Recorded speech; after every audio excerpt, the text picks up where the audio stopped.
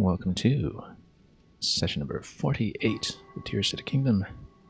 Just a short little bonus session today, where we are currently sitting at 3 dungeons complete as of the previous stream, 104 shrines, and 318 Koroks, and something like 76 light roots, I think. Because we were at 75, and then we came down here and popped another one after coming in through the Akala House of Bones with a rather risky little balloon drop. So what we'll do is we'll continue into depths.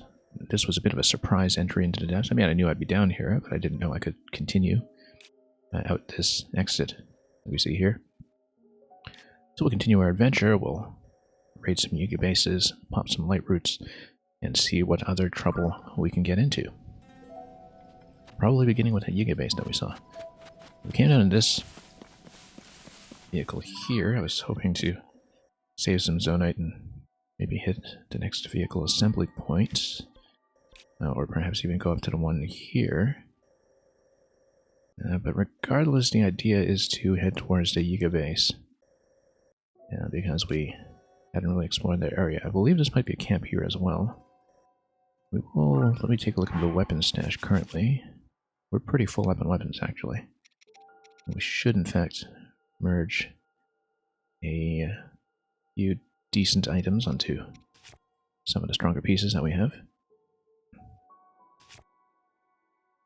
And we're doing okay on food for the most part. Oh, I think I was low on arrows. We're at 125 arrows, so that's a bit of a limitation, and if we take some camps, it will be with a view towards upping that number once again. So, with that in mind, let's continue. Let's try to get a new vehicle build going, raid some camps, and just circle around. And we had a lot to do. I'd previously marked out some potential mini-boss locations down here as well. We occasionally have to look for some faint-looking circles that will be locations for boss fights. Let's go. I think we can probably afford to drop the balloon for now. These are pretty easy to replace, so it's just my trip down, though. And this elevation is a fairly gentle gradient. So we can probably just make our way up manually.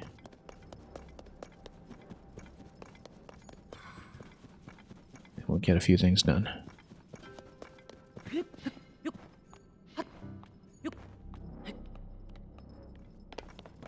So, if I'm correct, we should be able to see fairly soon a place to build. Also, yeah, sure, let's take those out. With Earthquake, as usual.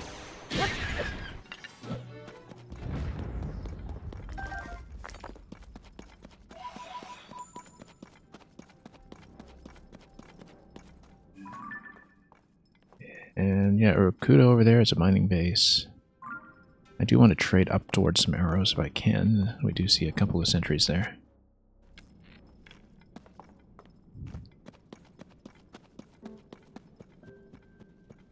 And we can assemble something first, I think. Or we can take it first, but that's assuming that I can trade up in arrows. And I don't know yet. That'll be the case. Yeah, I should be able to. We've got a couple of archers there. We just need to take them out carefully ourselves. Let me, first of all, get some weapons set up. If we can. Using one of the more plentiful parts that we're holding.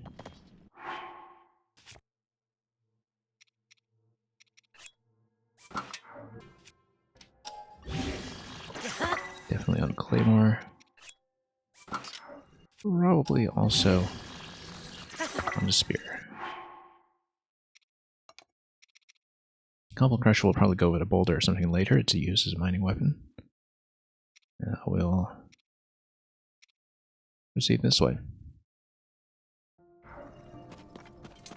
Okay. Yeah, let's get a couple of snipes down.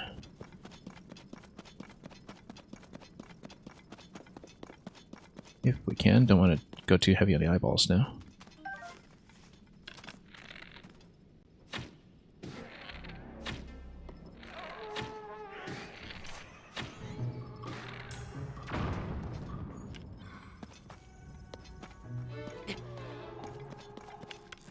Oh. Should be a fairly easy base, actually. If we don't overuse arrows the way we've been doing.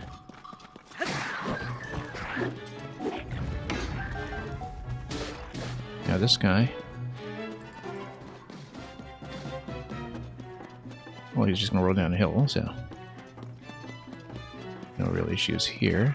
I want to... it's a wooden weapon, so we can't just shock him out of that, but...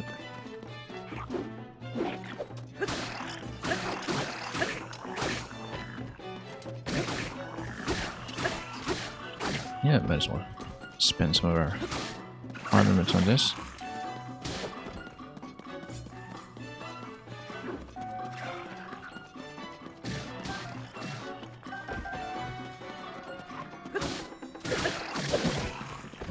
Okay. I should make sure we don't knock it too far down. Having a party of 3 companions is pretty helpful for these purposes, as they chip them down for me. Is that it already? No, it isn't. We got one more sentry over there that we're going to take when we have the opportunity. Nope, totally missed it.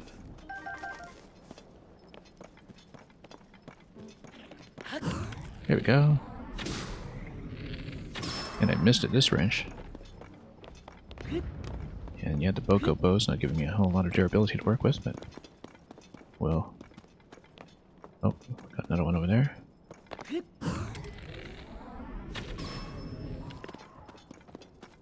Much better shot that time, despite the apparent obstruction. The whole idea behind taking this camp is to trade up in arrows, so we should do that. A couple of eyeballs will also be quite helpful.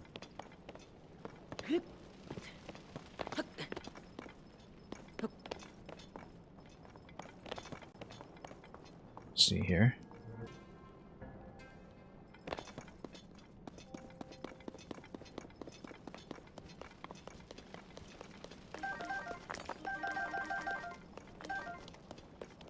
Spike Boko is still better than the basic Boko, I guess. We've got room. We've got so much room, in fact, for bows. Giant plus times 5, rather. Very useful for certain purposes, like getting our vehicles to light up the night. And we'll mine this location as much as we can. Got some spikes over here that might eventually be useful, but...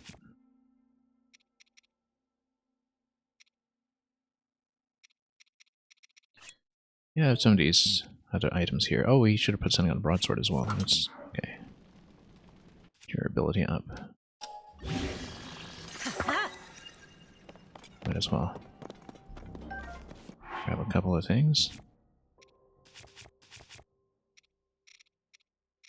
Let's see, because if we... once again put something decent on it. Yeah, Black Moplin's not too bad. Been fighting more and more of the silvers, actually. We're just thinking about what to put under Royal. We usually do something kind of mid-tier on that, but... let's go with silver.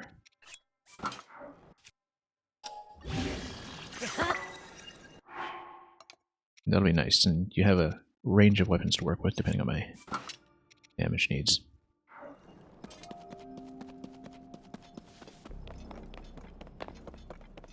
And in the meantime, we can spend some of the cheap stuff on blowing this up, or we can always use explosives instead.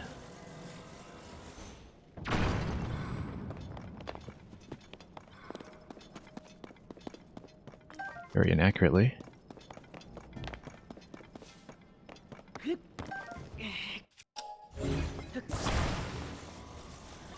Yeah, so long as we're able to trade away up in arrows, should be relatively okay.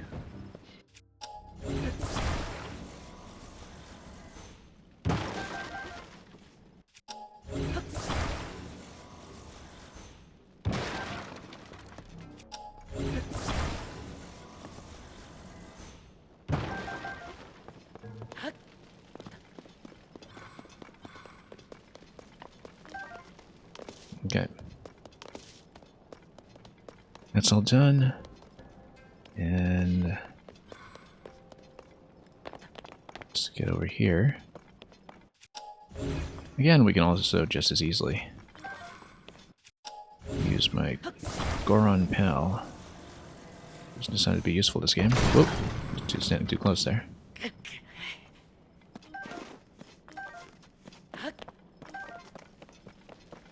Hey, whatever gets the job done. In some ways, it's preferable to use mining weapons sometimes, just so there's not so much scattering.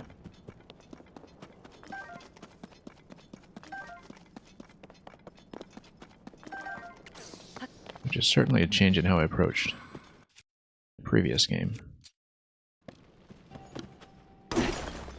This Breath of the Wild, I pretty much never used mining weapons. I was bombing everything in sight and chasing gemstones down cliff sides. Here, well, it's so easy to put together a cheap little rock weapon. Spinning durability is usually going to be just fine.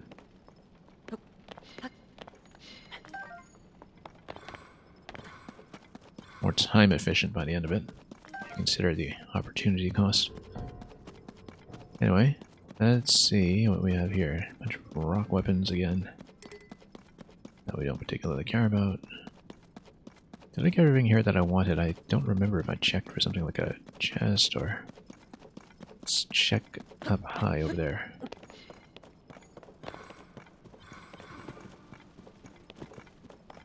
Yeah, just check these locations.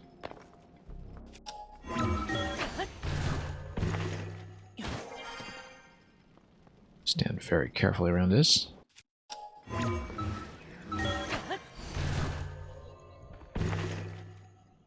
And okay, nothing too special here, just another thing to drop, so.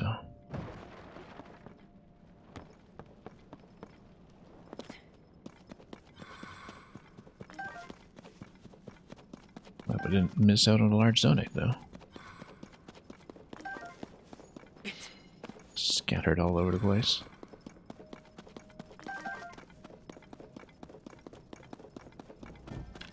But yeah, we actually went up by about 20 arrows in the course of that fight.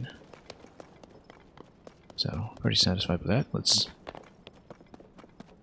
collect all the zonite that would still continue to scatter and discover along our path. And then I get back to the business of flying around, so.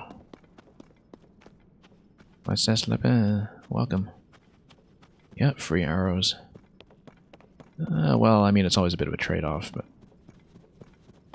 as long as the numbers go up, we're in pretty good shape.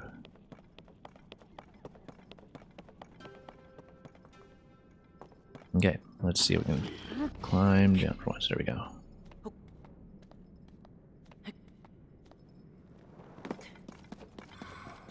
And then dispatch these fellows the fun way.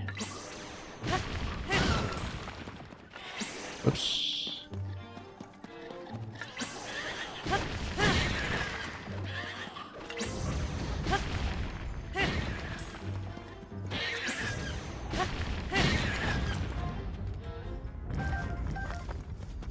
Is that all? I think that's all.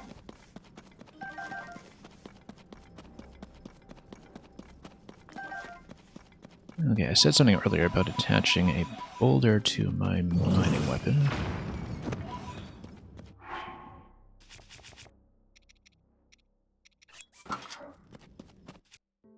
Let's do that quickly.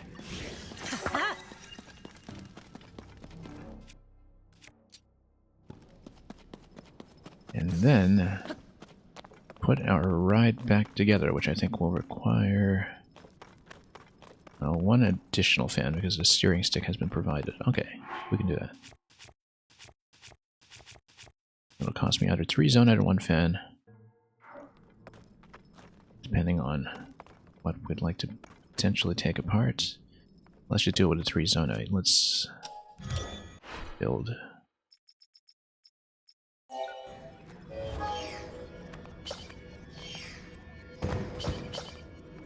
This is a vehicle design we started using in the past 2 or 3 days, and which has been extremely good for a short-range traversal. Let me make sure we can tap this after I attach a lamp to it.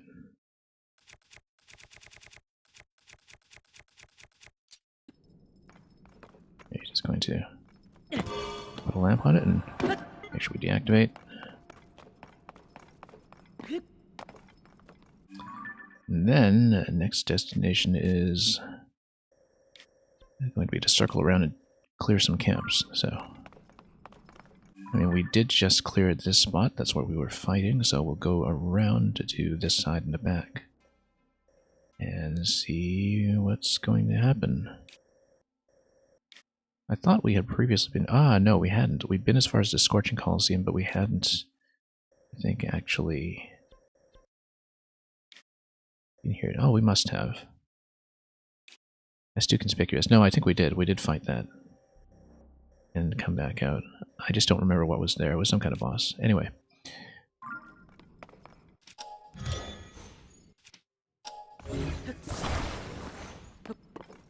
Let's move up.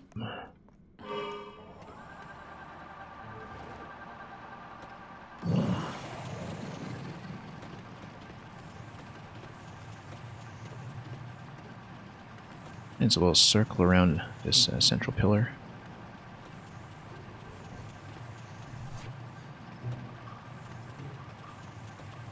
And then take out the Yiga base that is along the northern boundary.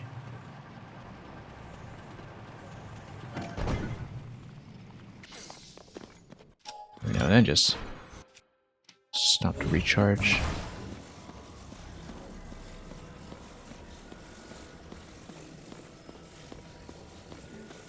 Might as well just portage the vehicle as we wait for battery life to come back.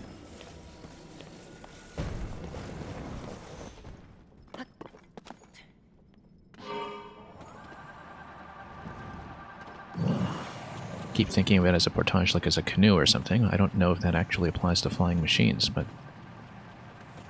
I guess it's not too often that people just pick up flying machines and move them a little bit by hand, so...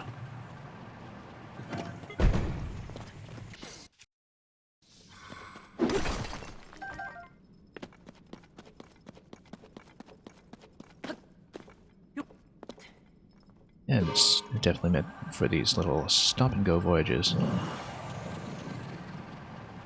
And, oh wow, that is way down low. Now that's fine, because what's going to happen is we're going to switch to the Yiga suit in advance. We're just going to drop in on that location. And it will totally work. As long as my position is somewhat stable.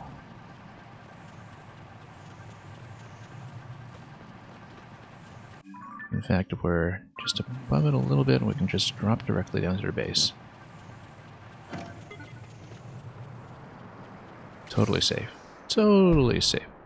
That is quite a bounce. That was unexpected. But it worked, so... I don't think I blew anything up. Okay. I could actually just fly again. The main thing is that we need some kind of vantage point that will allow me to shoot the one holding the key, which we can do. Just maybe land on a rooftop in the middle here, and that should do the trick.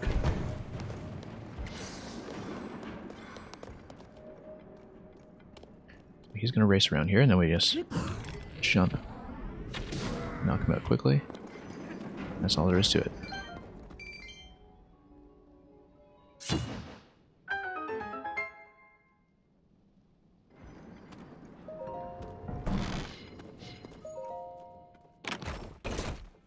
And we'll go to the nearby hut to check their notebook as well.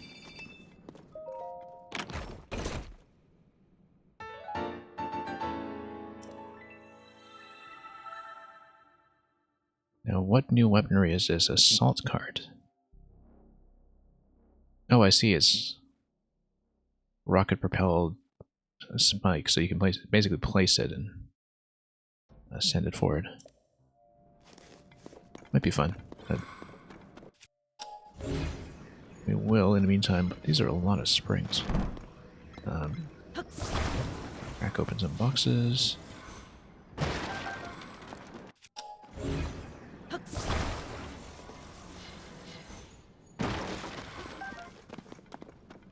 Admire this beautiful spiky minecar that has been running a track over here until we disabled it.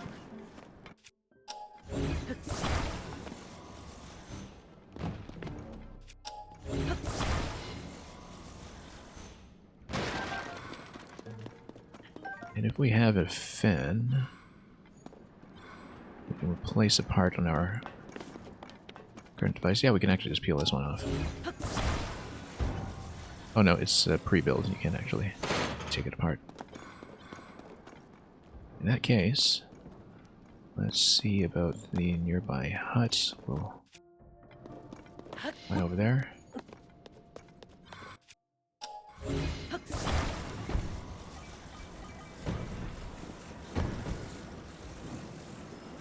Oops. Do not get too stuck here. There we go. Didn't realize that spikes could be so bouncy. But things we learn.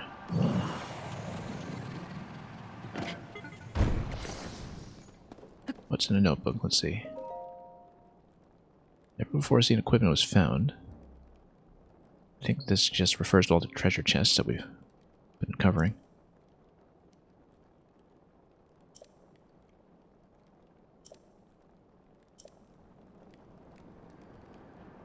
Just all the rare gear we've been picking up along the way. Okay, so much for this base. We did lose a lot of elevation coming down from the House of Bones, but what we'll probably do is just continue along the northern boundary here and work our way down to this tower once we're able to do so.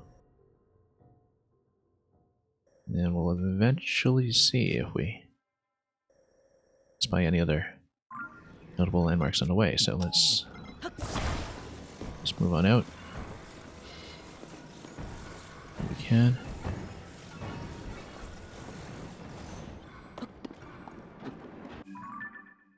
This guy's going to pass us by and not notice a thing has happened.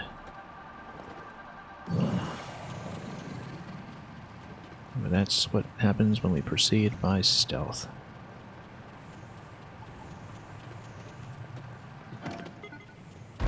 Okay. And yeah, James D, I'm back. That's partly because I may not be on at the usual time today. Or if I do, I may run even later and shorter than usual. Now, basically, I don't know if I can make it the usual time today, so, you know, we had a bit of a bonus stream here as a potential replacement. Not going to be on terribly long, but since we're just popping light roots anyway, since we just came back down here at the end of the previous stream, we might as well make some incremental progress and uncover more of the map, so here we are. And let's put my lights back on.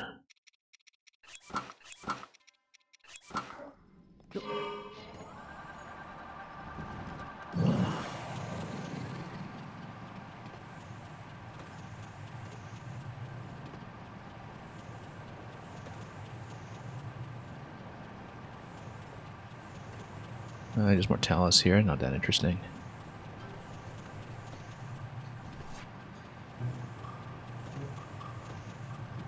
And yeah, we'll just stop at anything that looks like it has some potential. I don't know, that light over there is anything.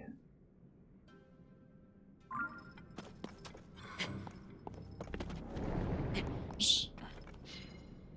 Oh. Let's recharge this.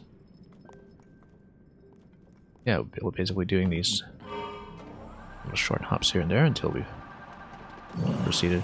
I did originally mean to get some gear upgrades and recharge my batteries a bit, or extend my batteries a bit before coming down, but you know, this game just leads you where it wants to suggest you to go. And oh, totally missed. We'll just skip the camp for now. I should take more camps to load up in arrows, but I also want to just clear the map. On the other hand, it looks like it's really only the white moblin who's going to be an issue here.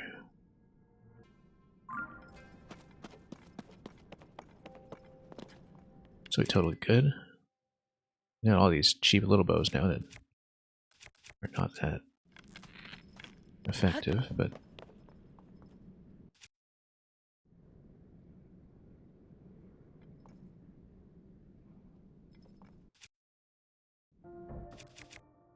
yeah, might as well just loot another one, I guess, in case we need more moblin parts. I'm a little far to do this. Okay. Didn't quite work. Should have actually just gone for the bat wings. Or just snipe them directly. Oops. Here we go. Oh, he's gonna hit his friend. Works for me.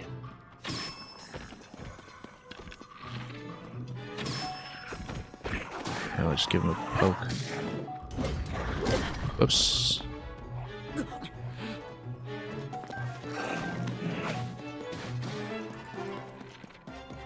Yeah, it looks like it's going to be a fairly simple camp, so let's go lightning against that whole cluster.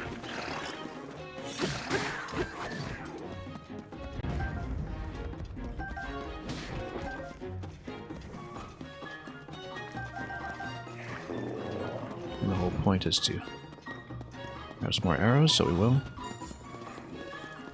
We'll also poke this guy, of course, but all in good time. Should actually start using stronger bows again, just so we can conserve arrows along the way. And yeah, just all these weak little bows that are basically just good for pressing switches, but and knocking him back.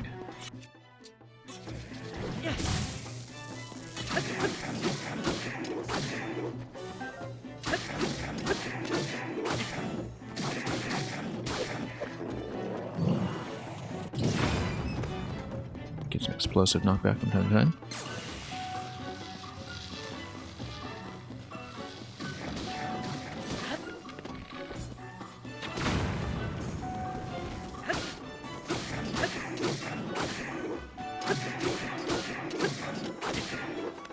Takes a lot of punishment, but in general, we don't mind trading off some armaments against them.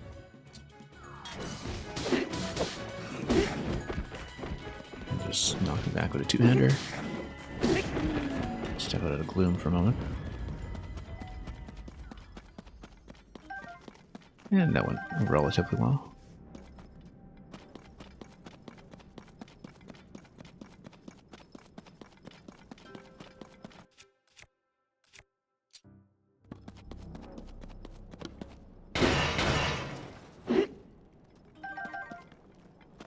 And once again, building up our bank of arrows by about 20 or so, which is exactly what we're going for. Lori Music. Let's give you a big shout out.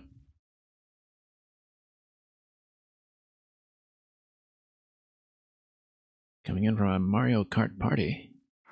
Hope you've been doing well. And got that money. Thank you so much for bringing the raid along. Hope you've been enjoying your time in this game and everything else. We've been progressing rather steadily here.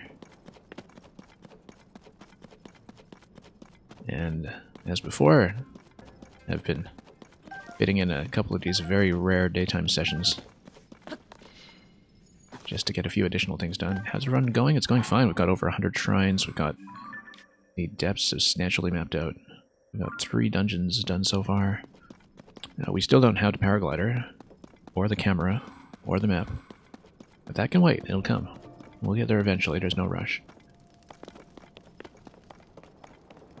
But yeah, just kind of taking our time with it, exploring, coming up with a lot of experimental ideas.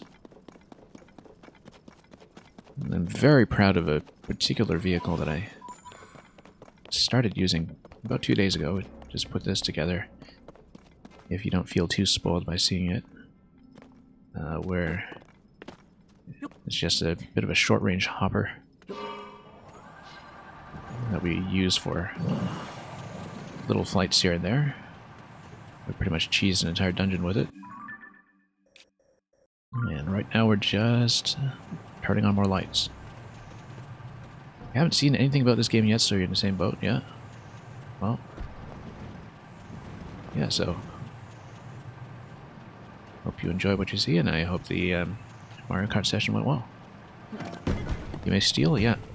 I tried to iterate on this a lot in terms of fan placement to kind of get it to work the way I wanted. I haven't looked at any outside builds yet, but I'm actually kind of looking forward to getting to a point in this game where I feel comfortable looking at what other people are doing.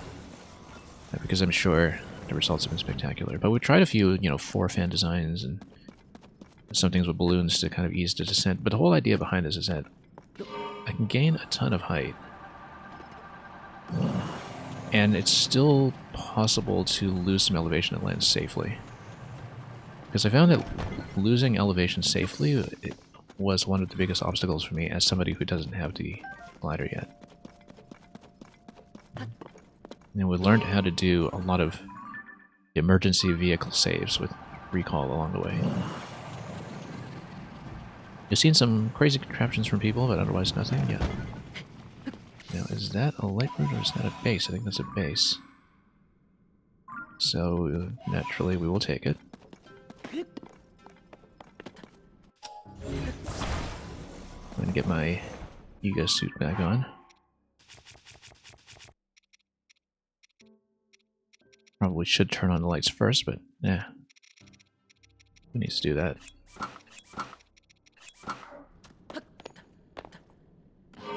It's not too far, we can probably make it over. We'll stay relatively low on the ground. I see, this is actually over water. Which is fine, because it just means that in the worst case we'll have a water landing. But yeah, as you can see here, I can just take this over pretty much with no problems, and whoops, I say no problems just as we drop in. Here we go. Thank you so much for the follow.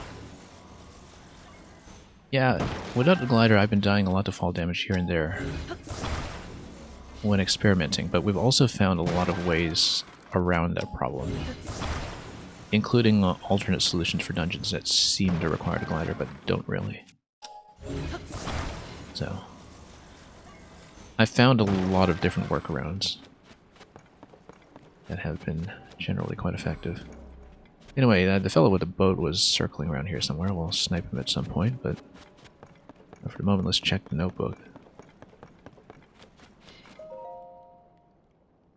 Yeah, I really love how accommodating this game is when it comes to personalizing your own alternate solutions for things. Especially in some places like the dungeons, where in Breath of the Wild the Divine Beasts were noticeably very locked down in that, they didn't let you climb, they kind of restricted the rule set of Breath of the Wild a little bit, but in this game, the game just basically tells you if you want to just build an alternate way to do things, we'll just let you, and there's no problem with that. What is this guy saying? At first it seems like caverns extend indefinitely. There's some limits, after all, as we've definitely noticed by now, and as they have as well, since they're We're in the corner of the map. Anyway, where's the guy with the boats? Let's see. He's gonna be pretty close by. Thought so anyway. Let's just scout. Oh, we saw him somewhere here.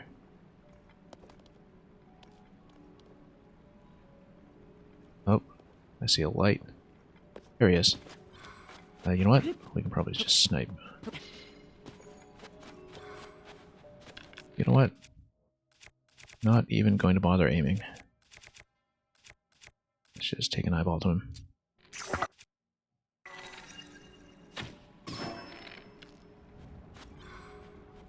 And that should open a door. What dungeons have I done? I've done lightning, water, and fire in that order. We just did fire yesterday. I also just found Hestu for the first time 2 days ago. So for most of the game, we were on the default inventory. And then when I finally found him, I was sitting on like 312 Koroks, and I spent 306 of them at once. So all of a sudden, we had room in our bags. And it's a very liberating feeling.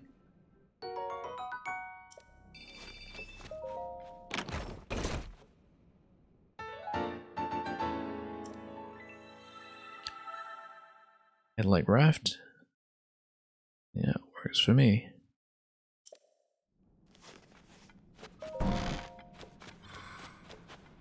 Not that there's really that much water traversal to be done around here, but we'll look around. There are more raft parts. The problem when you come up with a really good and adaptable design is that you start playing a lot less with other designs. And so suddenly I'm not really using boats as much, because we have such a good short-range flyer now. Anyway, let's get out of here. Oh, I'm a little stuck. Let's move this.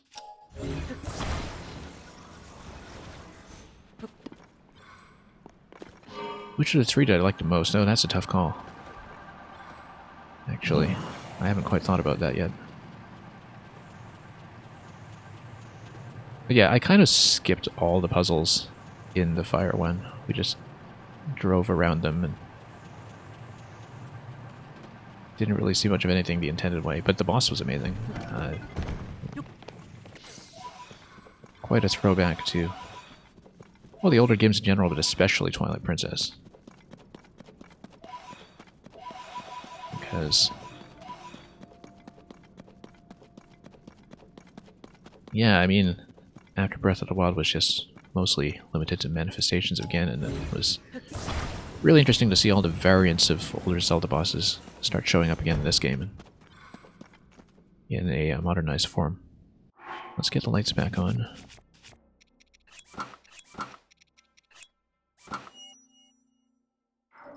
But yeah, that's exactly it. Is that it's very skippable, but I like that you can do whatever. It's funny because the water temple, we actually kind of did it partly before unlocking any of the story quests leading up to that point. So I couldn't hit the switches at the end of the segments, but I could do pretty much everything else way ahead of time without our companion character even being present. Okay, we want to continue. Oh, okay, we'll have a couple of light routes in this direction, so let's just mark these out while we still can. Probably turn around towards the dark. Only limitation of not having the pro mode, isn't it? I always have to check my cardinal direction if I'm in the depths, because I don't have clear visible landmarks like I do in the overworld.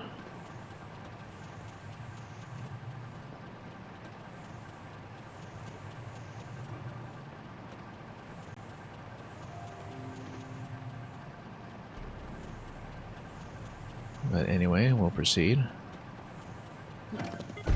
Likely take this further up from here. Judging by the slope here, yeah, we should actually gain some elevation and scout ahead. Lightning was your favorite of the three, yeah. That also felt extremely flexible, simply because, you know, your objects would just kind of get saved across the entire structure. So if you're building chains of mirrors or little miniature towers or anything, you'd just be able to keep them and really kind of connect the puzzles to each other. I always thought the kind of main thing that they were going for design-wise with the Divine Beasts in Breath of the Wild was to try to get these 3D spaces away from thinking about floors and rooms and locks and keys, right? And that was very much the point of the Breath of the Wild school of design in some ways. In ways that they were already kind of gesturing towards with the older 3D dungeons, where, you know, the further you go in the 3D series, the more they move towards open, connected spaces that feel seamless. Like with Wind Temple and Wind Waker, or Lake Bed and Twilight Princess, and certainly many of the dungeons in Skyward Sword, where they're meant to be kind of one continuous place. But I think they've really kind of started to complete that ambition here, at the expense of some of the, you know, lock and key logical structure of the older dungeons, but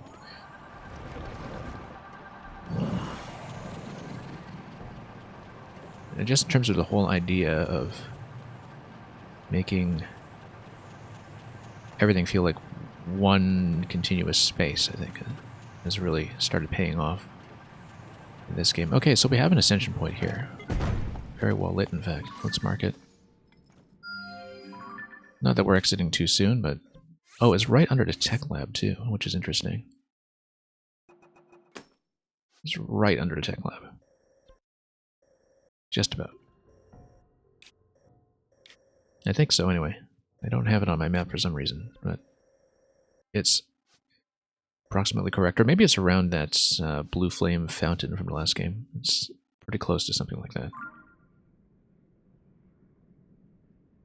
Yeah, no, I certainly think that I have no problem with the older structure, and I think that actually one of the things that is still most unique to the Zelda series, that even a lot of games that try to ape Zelda's overworld adventure style have never quite captured the logical element of the dungeons, right? And so I do think there's still this kind of vacuum that was once occupied by both the 2D games and the older 3D ones when it comes to puzzle dungeon design.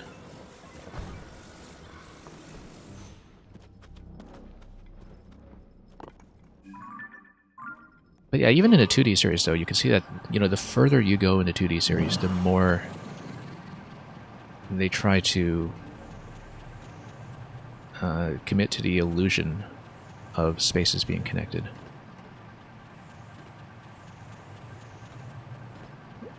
That was one of the main innovations of A Link to the Past to begin with. And you can really see how they developed that in A Link Between Worlds when they play with the stereoscopic 3D effect. Okay, we're not going to have enough charge to go up this way. Might need a different vehicle to ascend there completely, but... Or maybe a battery. Might plug a battery into it. Oops. Maybe even two. Let's just get out of here.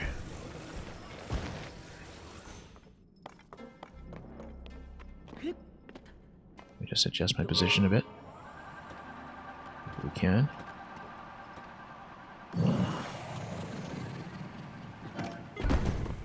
Oh. Okay, not quite right, but that's okay. We'll drag it up.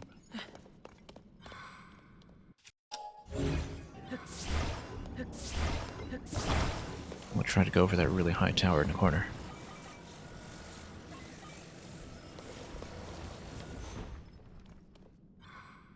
It's way up there. But we can do it. We need a battery, though. Maybe even two. And we're pretty good on batteries. Yeah, we're okay on batteries. We need an additional... Whoops. Bye-bye battery. Hang on, no, we can recall it.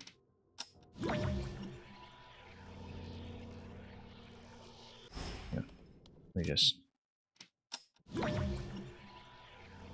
get my camera to cooperate here.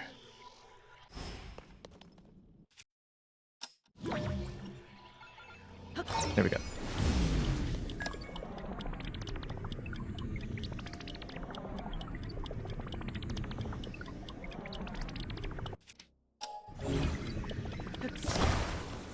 There we are. Much better.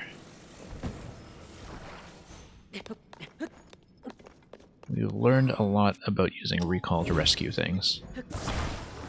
We've had to do it a lot. Okay. Let's move on up. I don't know if we'll gain enough height on one charge, but we'll certainly try.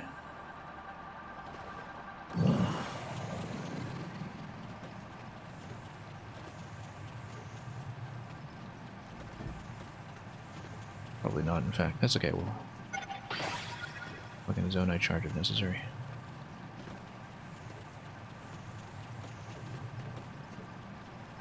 As the slope becomes gentler, it's easier to land too, so it might actually be okay. Oh, we'll be fine. I need a small charger too, but should be able to get over the ledge, and then that's all we need. Yeah, single battery was actually perfect.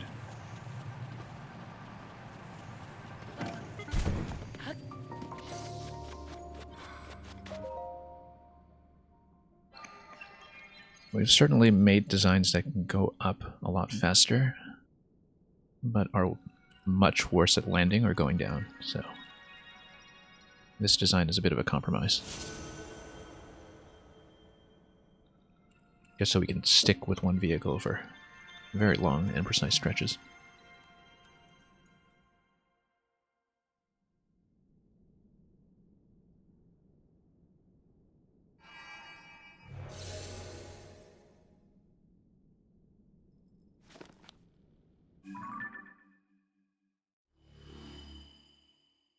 Anyway, there's the top corner right there. Ascension point. Right in the middle.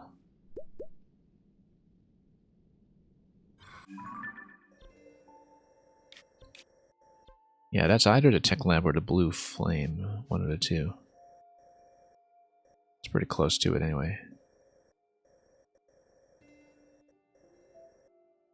But we'll continue up here since we have all this elevation gain. We'll need to go back down for the next light route, but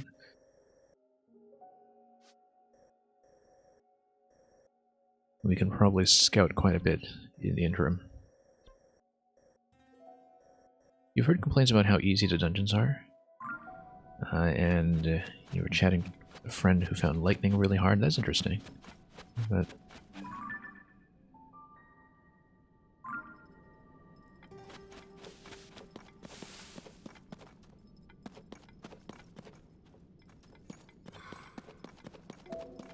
yeah, I can never tell what people are telling me about puzzle difficulty because, you know, stuff like the Water Temple in Ocarina have this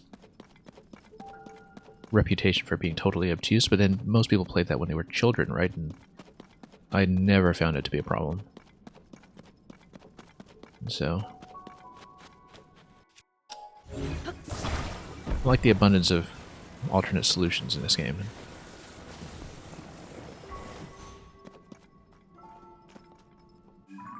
Okay. I don't know if we'll bother with this base. We can trade up an arrow, sure, but yeah, it looks like it is a Hospigoblin squad. Normally would just take it down, but I'm also eager to turn on more lights. So, also, over there, is that a Talus? That is a Talus. Let's fight the Talus. Well, let's just fight the Talus. Don't really need these guys.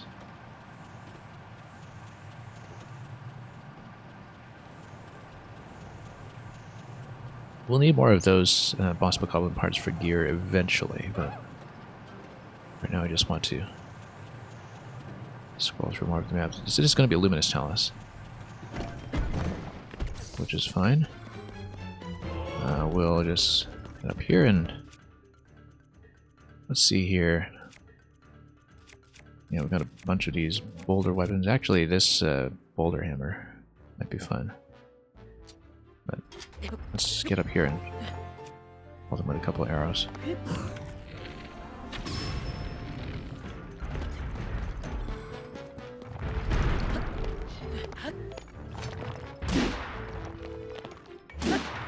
Yeah, we could have done a lot better, but let's jump out.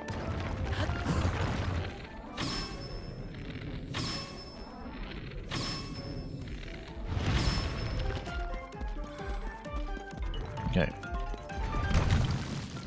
No problems over here. Wait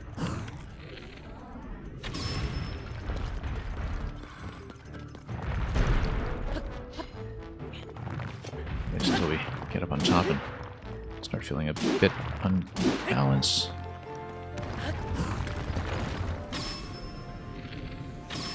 This bow is going to break at any moment. As expected, let me just pull up another one. Maybe one that will actually do some real damage. Whoop. Poorly timed there. We played Majora's Mask some years ago. Yeah. Actually, like, I mean, the last time I played Majora's Mask was on the 3DS remake, and I don't know the original enough to really perceive the differences as keenly as most, but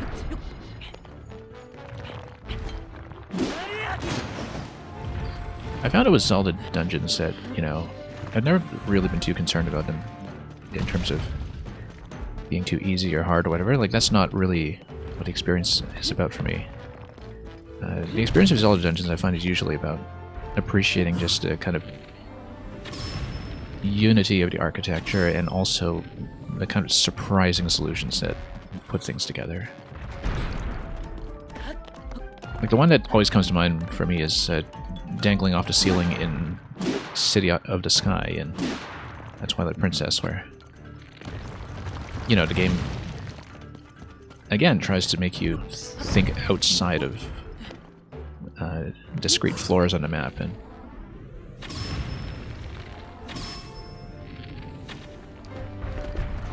there are a couple of other solutions like that that I think are really memorable. And it's not so much about it being hard, but about it being special. Whoops.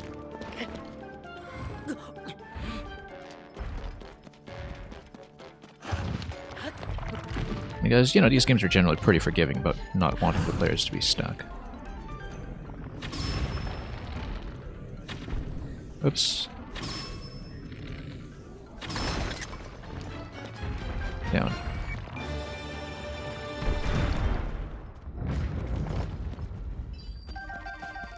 Yeah, the thing about puzzle difficulty is that everybody's going to be stuck on different things, right? And the people who are stuck are very often going to be quite shy about admitting how quickly they look up solutions. And so it's never easy to get any kind of honest report about this either way. I think I just want to put this on a big Goron sword almost. Although we're not really using a big Goron sword until I get a chance to put it in my museum. We might put it on a royal so we have a super durable weapon. But if you put it into big Goron, then that would go in a museum. Luminous Talus might be a fun one to place there. We can always take it off if we don't like it. I'm going to do it. Not actually going to use this weapon, we're just going to collect it. Until we find something better. So that'll go in a museum. So I built my Tarrytown player housing into a museum shaped like the Triforce. I'm quite proud of it. It's mostly done. It doesn't have the photo gallery yet because we don't have the camera.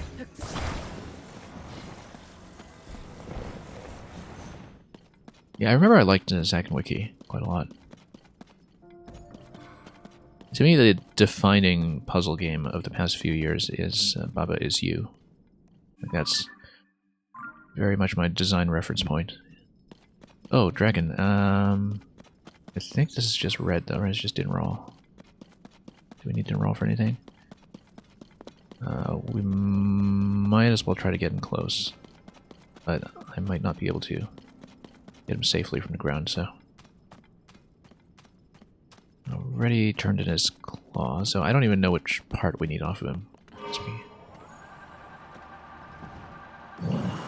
Because I haven't seen enough of the upper tier upgrades. Like what happened with the barbarian set in the previous game. So, yeah, in terms of light roots, we have the one down here. I don't know what the elevation will be like on the next one, so...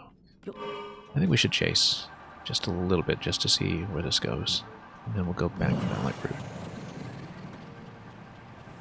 Yeah, no, I'm not going to catch it. I just want to see where the terrain goes. Okay.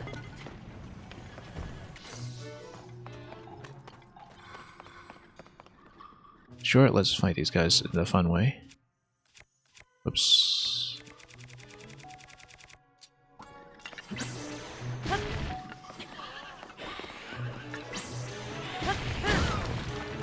Here we go.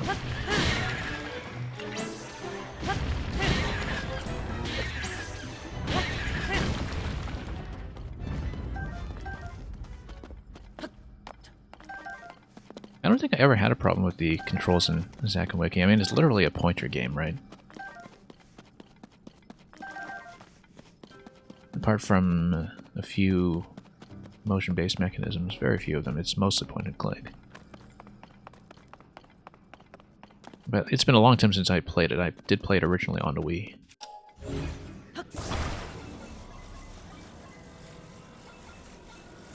In some sense, it was completely predictable for it to develop this reputation as a hidden classic.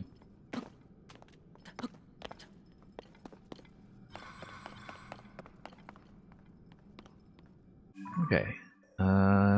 Yeah, this one...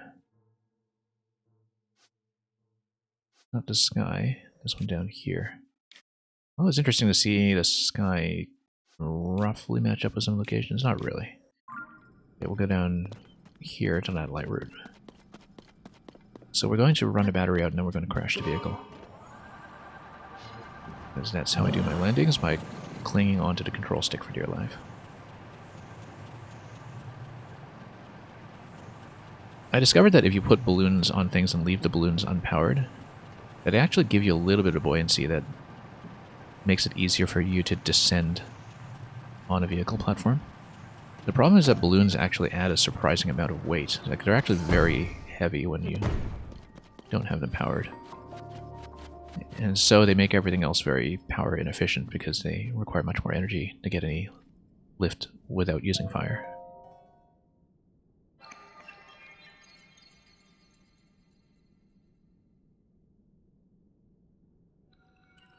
But yeah, I hope that with Capcom investing so heavily in re-releases and remasters, that eventually some of the lesser-known series get the treatment as well. I think Beautiful Joe in particular is way overdue. And it really just needs a texture cleanup, really. Because otherwise it holds up beautifully.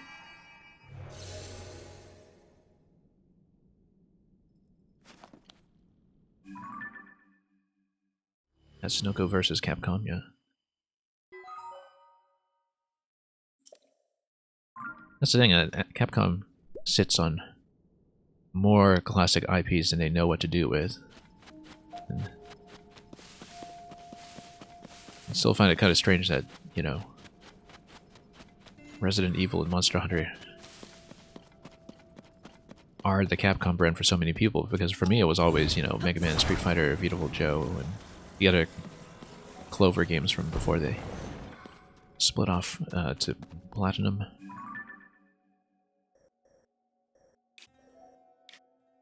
And so, all of the other Capcom kids are just having a glorious time, especially with, you know, Street Fighter still going strong and everything, but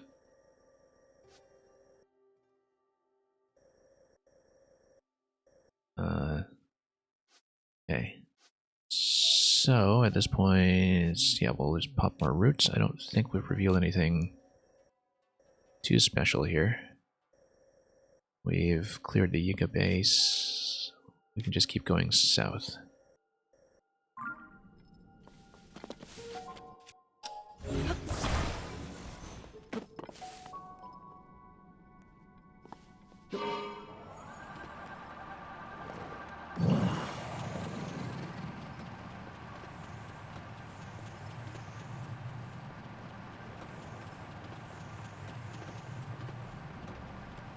Yeah, I think it's really become obvious in the remakes and re-releases era. Oops, oh, Silver Lionel.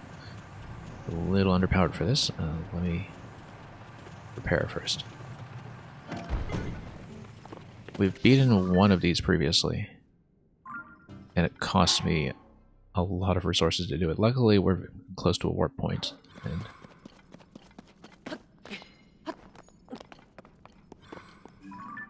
on the other hand, the reason that the other one took me so long was because we kept sending it off a cliff, and we were fighting it in a very precarious location. So this one should work better. As long as we have a good jumping off point for arrows, we can fight it around here, come up here and just jump and recycle. He'll probably break my vehicle if I get too close, but we'll try to find a good vantage point here. Anyway, I was saying something about... So, this is actually a Silver Lionel, but it's in the depths and it is armored. It has a full coat of armor that we need to bomb first. But it is a silver. And you can tell by the headpiece, I think. Which is how enemy classes are distinguished in this game when you don't have color to work with, which I thought was a really interesting system. That you can just identify enemy upgrades by silhouette now. Okay. I think I can take him, but we need to be prepared, and we need to probably use a lot of my best stuff. The last time I fought one of these, I just went through like a whole stash of food. But luckily, when we're fully armored, we're not in too bad a position, so... Let's see here, we'll start with a 45, I think. We've got a lot that we can use afterwards. Yeah, we're actually reasonably well stocked. Not so much in bows, I'm a bit weak in terms of bows. And shield-wise... Oh, this is totally unadorned right now. Let's, yeah, let's put up something else. What is this? Steel Lizzle... Hudson... Zonite shield. Yeah, we haven't actually been using the shields that much anyway, but we'll get some durability on it. Fight him, President Hudson. I think it's a silver anyway. Let me check, because it is a longhorn. But I think it's only the silver ones that are armored. I might be wrong about that. But... Zolphus Horn. Yeah, Silver Lionel Saberhorn. That's what we looted off the previous one. 55 attack. We'll probably lose the vehicle, and that's okay because we're right by an assembly point. We'll just rebuild it at a cost of 1 seed. I just want to find a good vantage point to start the fight. So we can... Probably behind... that route. We'll try it.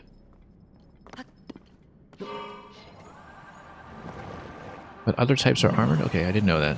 I mean... I've only encountered the armored ones in the depths so far. Because for the longest time I wasn't really even fighting Lionels in the open world, because I was very undergeared until maybe about a week ago, because we actually didn't unlock Great Fairies until very recently. Anyway, let's just get set up. Ideally we fight close enough that I don't despawn the vehicle, but it's not really that expensive, you and I do lose it. We'll just park it like behind a stump here, and it'll be pretty clearly recoverable. There's going to be a lot of movement on these fights anyway, so we might lose access to it. Let's get Riju up and running. Where is she? It's going to be a little out of range here. No.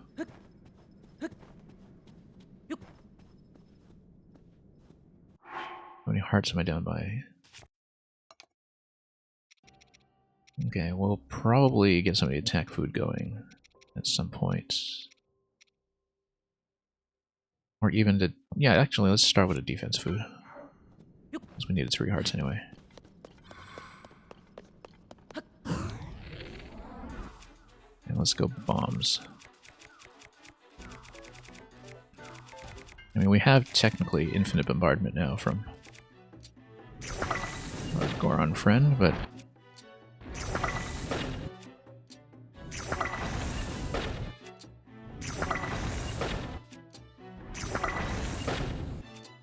yeah, spending a lot here, but we need it, so...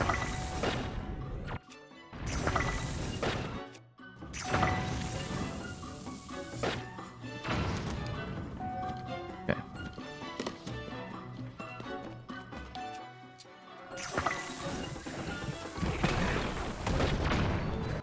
Okay.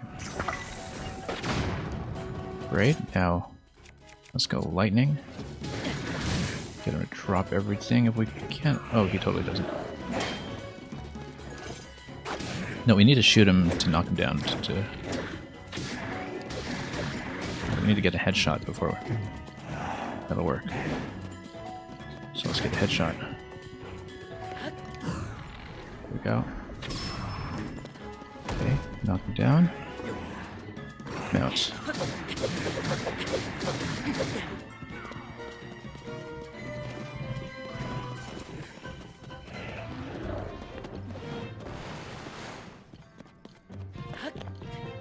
We'll shoot him down once again. In the face, please. There we go. Oh. Okay, luckily not that much damage out of him. Uh-oh. Stamina's a bit of a problem here. That's okay, he's not hitting me that hard with the 60 armor. We need to get out of range though. And by out of range, I mean not that. Yeah, we'll need to get some of that gloom food going in a moment, but until that point, let's try to take him down. Whoop. Okay. Just gonna weave around a little bit.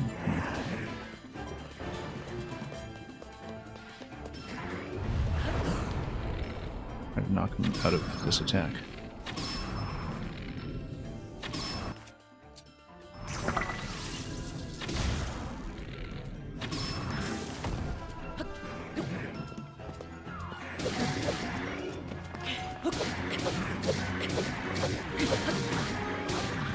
Massive hit point pool on this guy.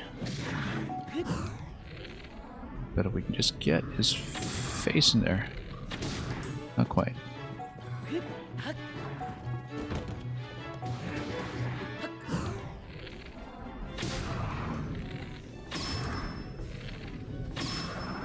And Knight's Bow is about to expire, so let's just use it. Make sure I have another bow available just for the next attack. Probably going to use a 34 after this, but let's mount him first. So by fighting Gleoks, yes, I've taken down every type of Gleok at this point. I have a pretty consistent method for them. So I'll catch up on the chat a bit more after the fight. But I'll try to answer questions as I go.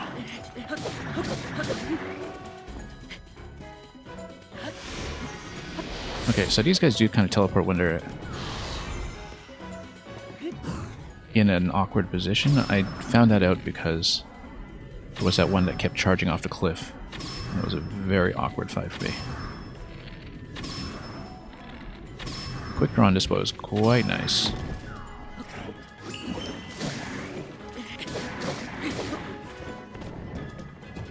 So, for some reason, swatting on it back while mounted always reminds me of Bayonetta. I think Bayonetta actually has the same attack. Like one of the torture attacks or something like that.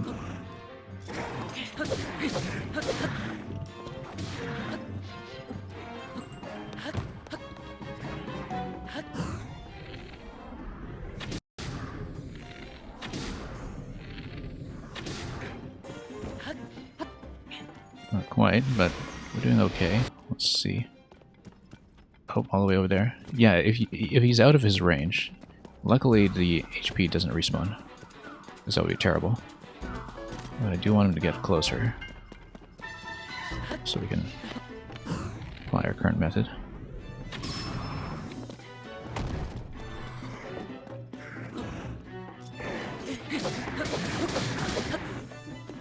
Yeah, my melee weapon is still going strong, which is nice. So yeah, if he goes out of bounds, then he teleports, but luckily does not have health issues.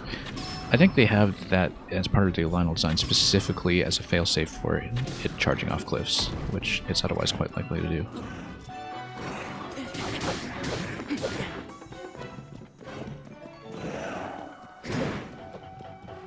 Okay. Oh, standing a little too close. We got it. Look at that, I landed directly on its back. That was very stylish. Just didn't get very many hits off of that. Like I flipped over him, shot him in the face, and landed on his back. I gotta remember to clip that afterwards. Whoa. I've never seen that before, we just land on his back while he's down. Maybe I have actually, because I would have done that with the paraglider in Breath of the Wild. Okay. Are we actually going to do this whole thing with one melee weapon? I think we can. Uh-oh, I've got no bow. That was going to happen with no bow. That's why we have to remember to put the bow back on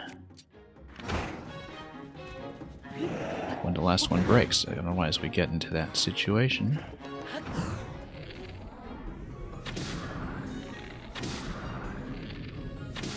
No. Come on. Can't hit his face. It's probably going to teleport at this point.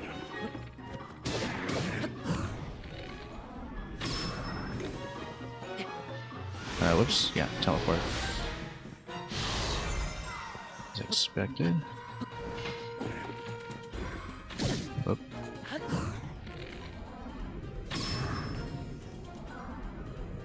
Whoop. Oh no. Standing too close. Let's actually eat some gloom food. This is getting maybe a little risky. They teleported in Breath of the Wild as well? Yeah, I didn't remember that actually. Probably because we fought them very differently then.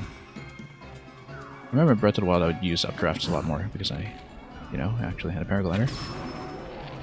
Look at that, down.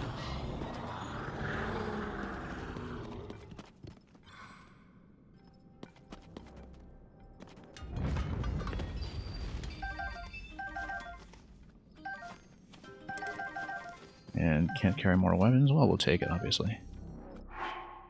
Broadsword is likely to be pretty good. We'll just drop a rod, we aren't likely to use it. Yeah, once you have 60 armor, suddenly these are manageable. Before I had Great Fairy upgrades, I basically couldn't really fight Lionels because, you know, one mistake and it's over. Also, since we fought him around here the whole time, I think I might still have my vehicle. But yeah, no, I absolutely love the Gleox as well.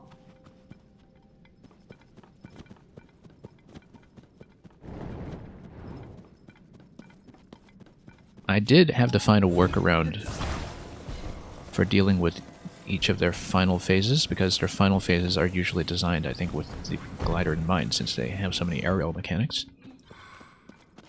But every time we just kind of play to the terrain and find a way to do it, and once I got that sorted out, I didn't find it too challenging.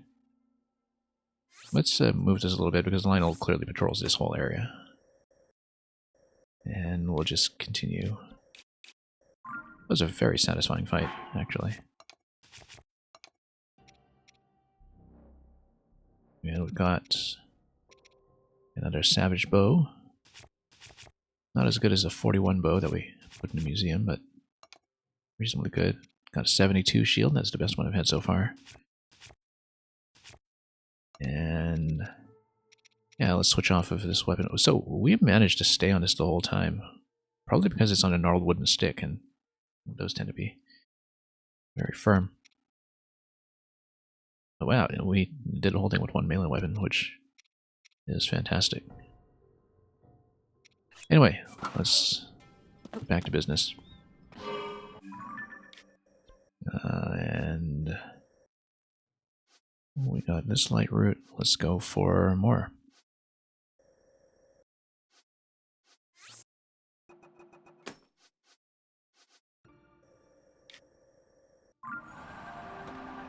But yeah, I'm very satisfied with the boss design in this game. It's... I mean, you know, we can ask for more and all that, but the variety coming from Breath of the Wild is great. And the thing I was really impressed with the boss placements in this game is how very arena-specific they tend to be, where you pretty much always have to be mindful of little changes in things like terrain, or where the weak point is on the talus, or you know, other little environmental variations that forced you to adjust. There was a lot of thought put into that, so it's not like the bosses were ever just copy and pasted between locations. Each time you fight one in a different location, they actually do feel a little bit unique just because of the terrain features that you're given. Yeah, I can tell that with the frogs as well, and that sometimes there's that central mining node that the frogs can just stomp on, right? Started to recognize those from a great distance.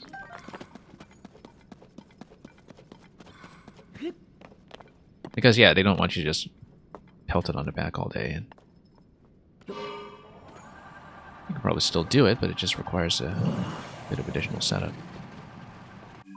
Instead of the terrain just giving that to you. Okay, so we'll go for this light route first since we can actually see it. We'll just keep on mapping.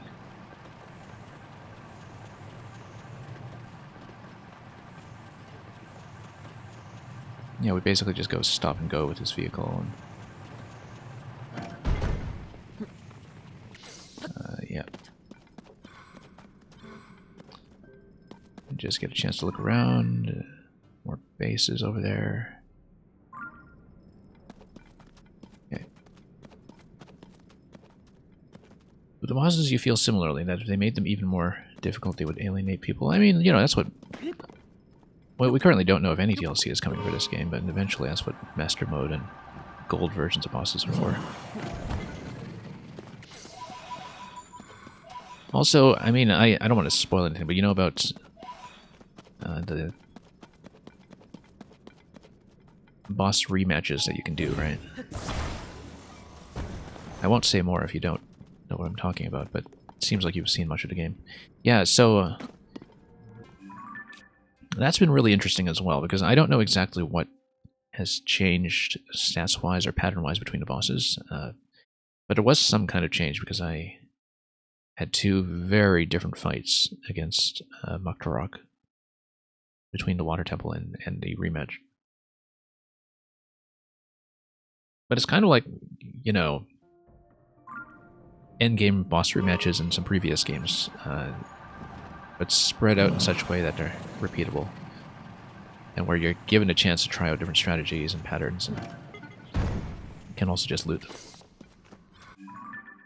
And so, I found it quite nice that they made it possible to revisit the most spectacular encounters that way.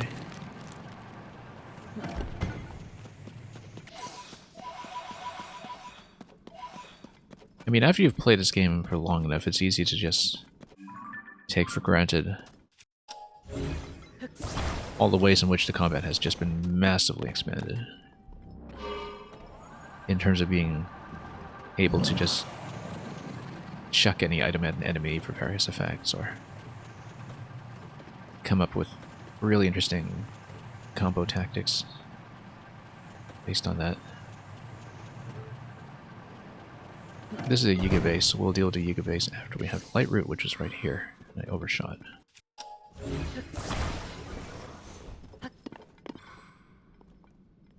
Stick all types, 3 types of Gleeok in a small room and tell people to get good.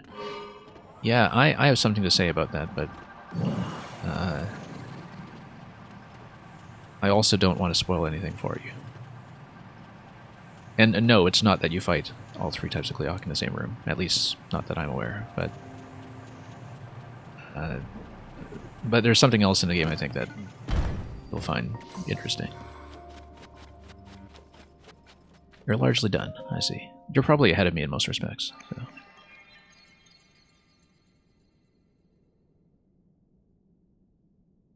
You know what I'm referring to. Yeah, yeah. We fought that earlier this week as well, and had a glorious time with it. It was a very, very fun fight.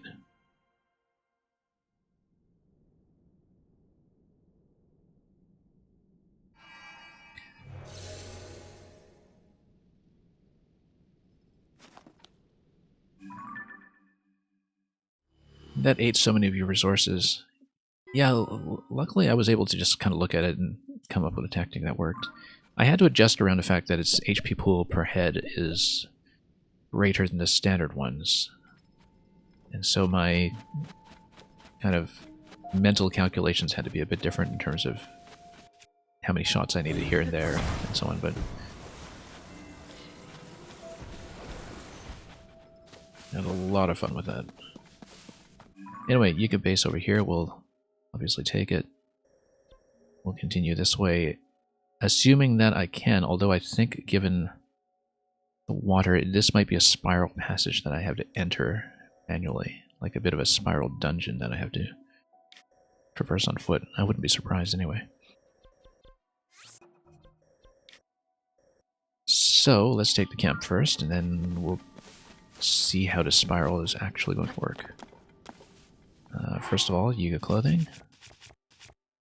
And a dress for the occasion. It was the second Gleeok you fought. Yeah, that would come as a bit of a surprise. For sure. Yeah, let's just take this over to the central platform. I think I'll make it. I'll make it easily.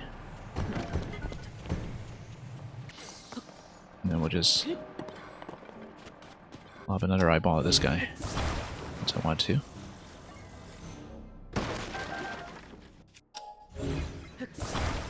I can even do a replacement fan on my current vehicle. But that's okay, it's not urgent. Oh.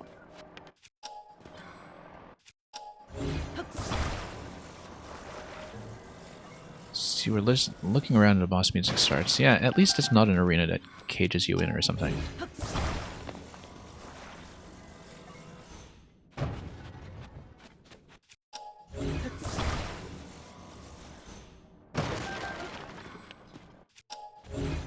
But yeah, the thing about the Gleeoks is that I very suddenly went from not being able to kill them to being able to kill them, where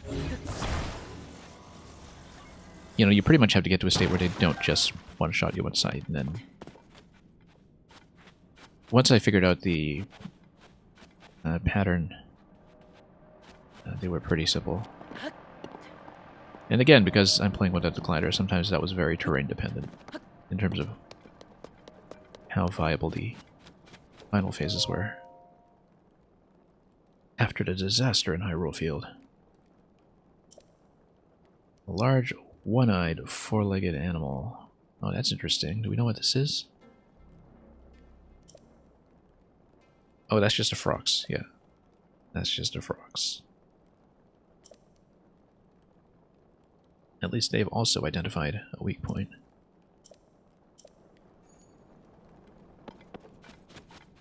Yeah, the first one I defeated was the one in the Colosseum.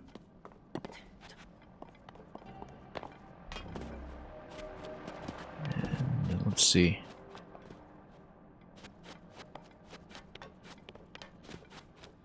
And, you know, once you start beating them, you get more comfortable with them. I felt the same way about Lionels and Guardians in the first game, where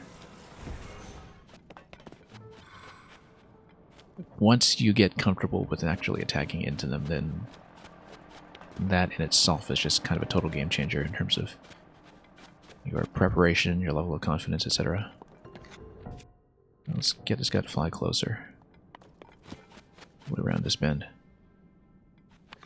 And yeah, we'll use this bow, why not? And I'm saving the Aracuda eyeballs mostly, although they're not too hard to recover. Let's go. Yeah, let's go with that. I do need them for an upgrade at some point, but. Oh, whoops, actually missed. Oh. That's unusual. Let's get some height. I usually just one-shot them easily. Whoops. Let's not stand on the spikes. I guess it was a bit of a bad angle, given that it deflected off the wing. Here we go.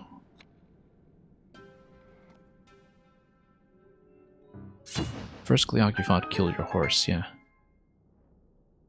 I've lost a lot of vehicles to bosses just stomping on them when I park too close. Anyway, let's go up to that location. Again with my little hover pod here. I discovered that fans actually do eventually expire. They do have durability, it's just very long-lived compared to everything else, so you typically don't notice unless you're like me and you stay on the same fan vehicle for several hours.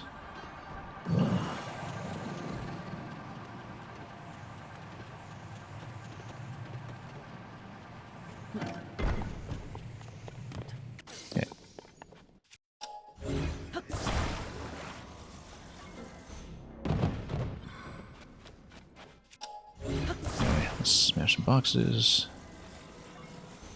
If we can. It'll be a shock to go back to Breath of the Wild and realize that you can only pick up metal things.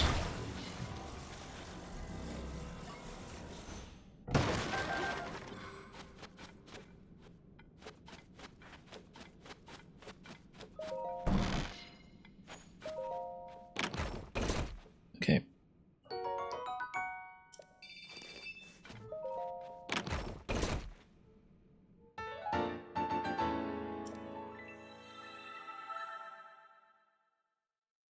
It's just a wagon. It's actually just a wagon. Let me try to pull that out. I guess most of the time you don't really have access to it. And it's so costly. I guess it's a complete wagon with wheels and all that. I guess the idea is that you can build this for free at the assembly points in the overworld, and so, you know, if you have a horse with a harness, you can do an instant build, and it's nice and convenient. Because that conspicuously uses the parts that are at the various supply points up on the surface. Because, you know, no one's going to spend 15 zonite on that, but if you do need a cart in short notice, then that may be the way to do it. Let's see. We have more of the bosses over here. This was a Frox that we had not touched yet. That was a Talus. I do want to see the spiral, though, just to see how it works. And yeah, we'll just fly over there.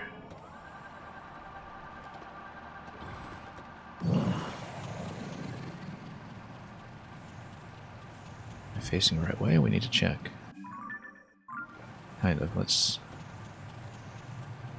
move over a bit.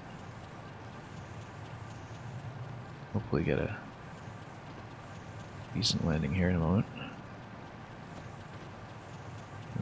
close call, but get it. Okay. You hang right. And we'd almost certainly need to go over here to the southeast to enter. And I'm kind of expecting it to be a totally enclosed spiral, but we don't quite know yet because, you know, occasionally there are terrain changes, like there were with the skull over here. So, we'll see how it matches up.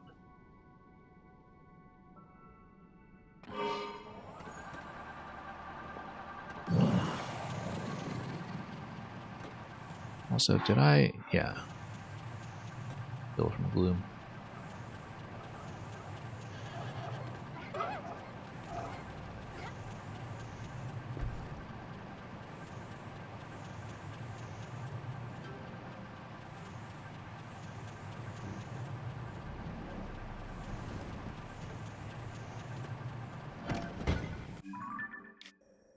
Still got some ways to go yet.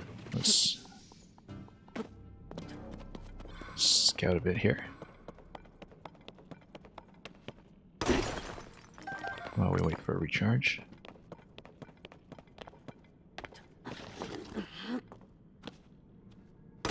And also probably get my other suit back on.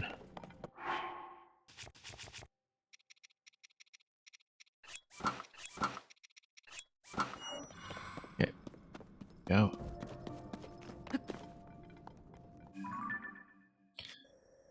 And yeah, we'll continue.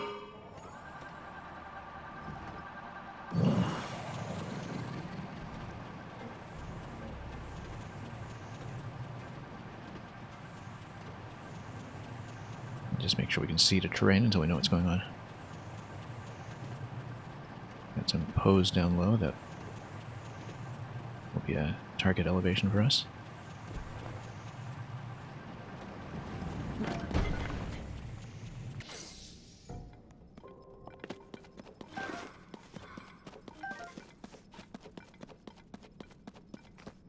Yeah, we'll see if it's some kind of hard wall. Obviously, we'll need to hit this to reveal the map properly, but it would make sense for it to be some kind of spiral tunnel.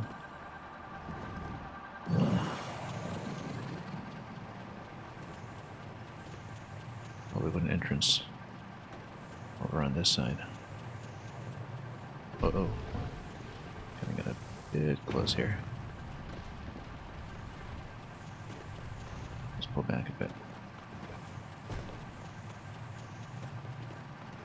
Hope we get a good landing. There we go.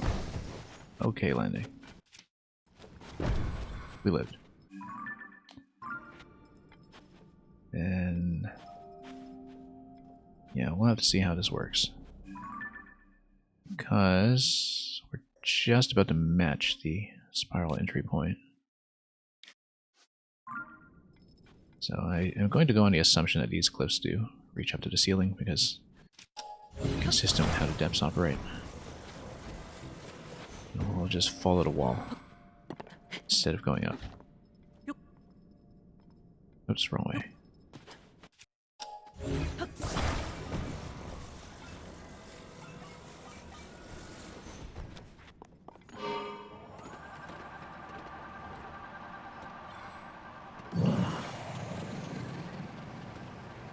I do see a light route over there. That matches up to this shrine. We might want to get anyway to map things out, but we'll make a note of it. I think it's better to follow the wall for the time being just to see what the traversal will be like. Get the lay of the land. The light route's pretty close, though. It would make sense to go for it.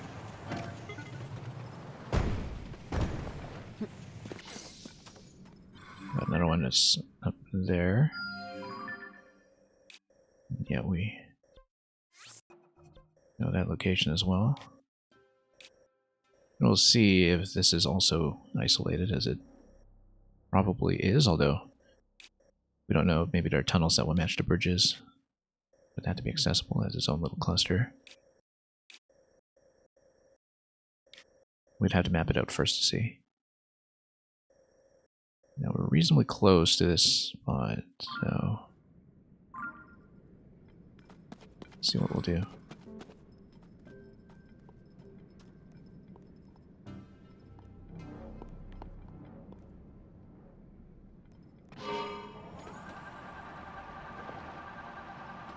Okay.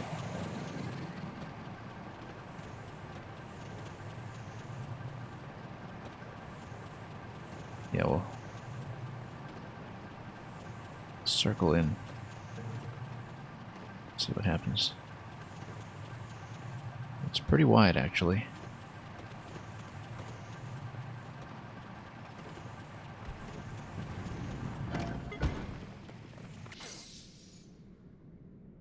So maybe this was more traversable than I gave it credit for, but we'll continue spiraling in. A bit of elevation gain here to match the elevation loss, I suppose, of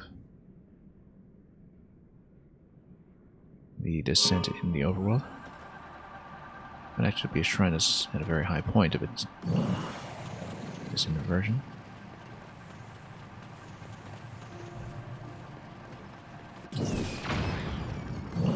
Get those guys down instantly. Very satisfying to get an aerial shot like that.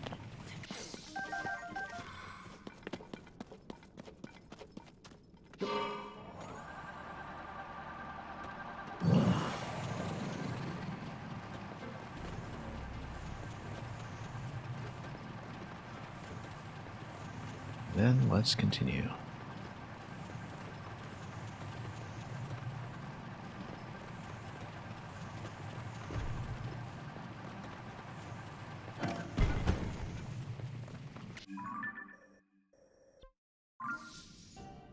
Yeah, it'll just be a gentle slope going up. But as you can see, there is, I think pretty clearly, some kind of central dark pillar here. So, fairly wide open layout though, not really a constricted pathway. At least not yet.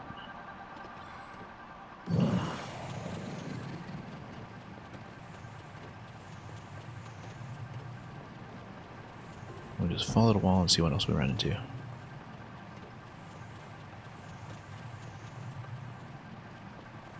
That looks like...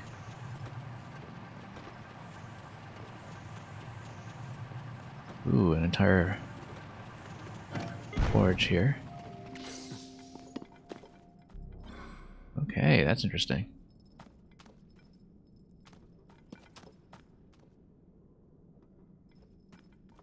Well, let's just go around these guys.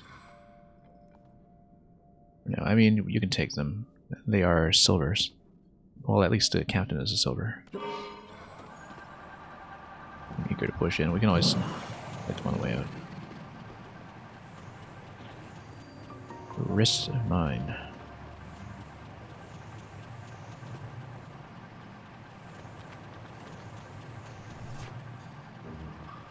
Yeah, as I expected, you have to follow the tunnels in.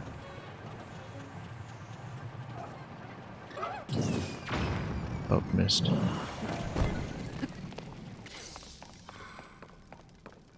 A couple of froxes there, let's shake them.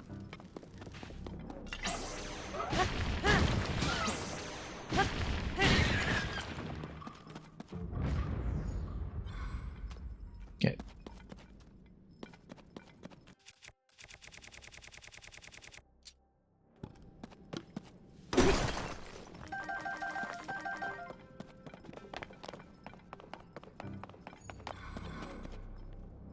And a couple more of these.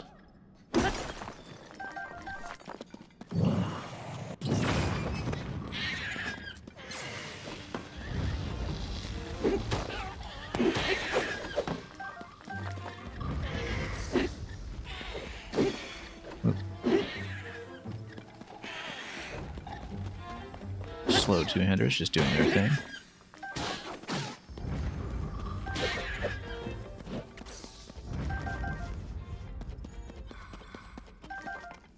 Much more sizable mining location here. Let's grab the vehicle though, so we don't despawn it. Ah, whatever. Let's just grab it.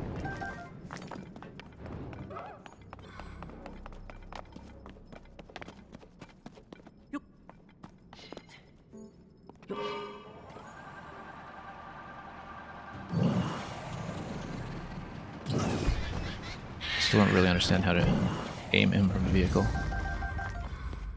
He just seems to go anywhere he likes.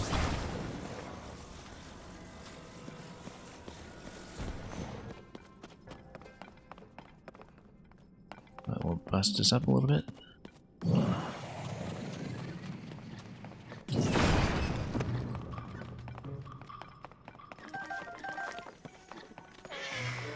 Oh.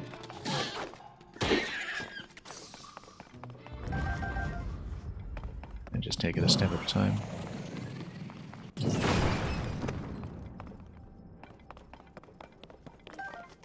Not that much to look at, actually.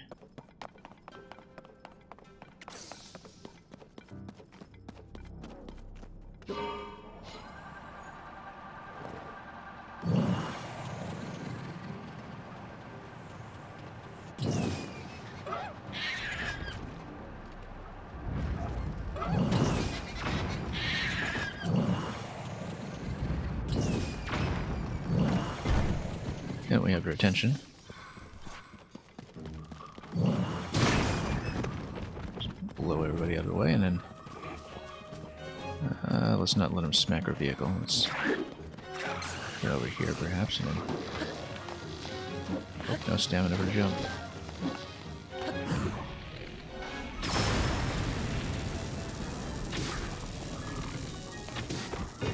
What am I even using? A 24. Okay.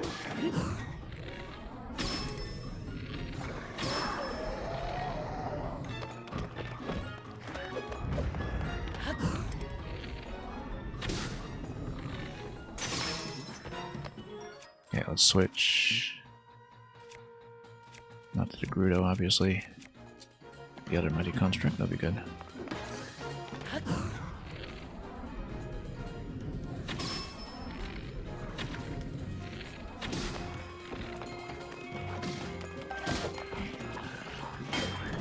Oops. I've watched her range.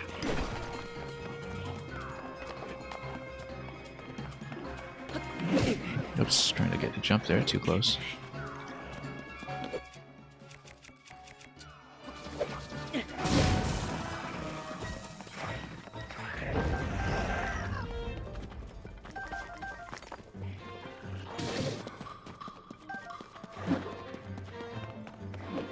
Now we can get Rishu up and running for a moment. If we could.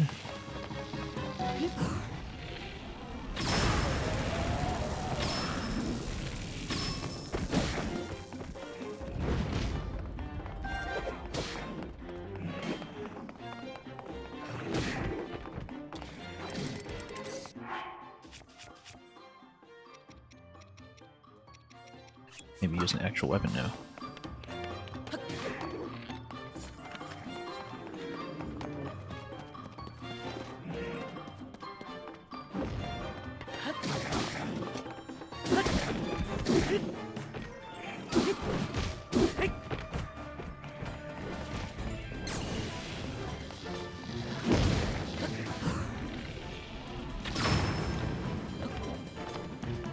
Okay, and then just get in there and whip him.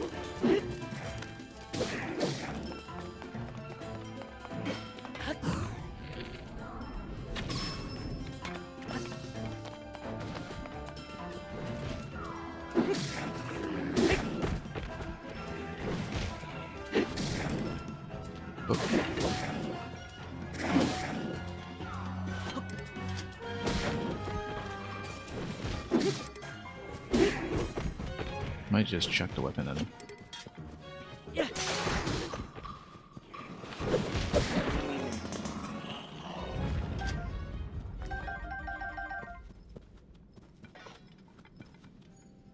Okay, that worked out.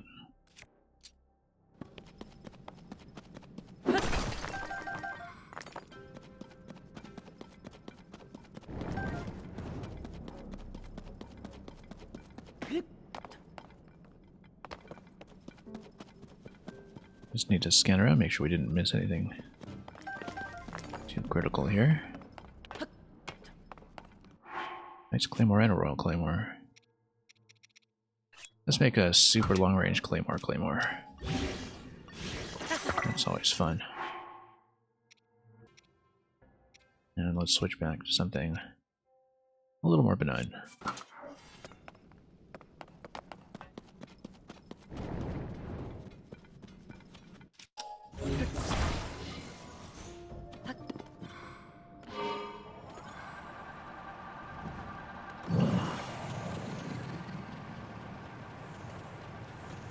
Oops.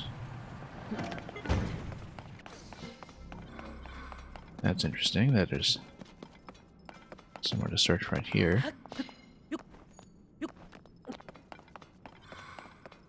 Nothing. Does make me wonder.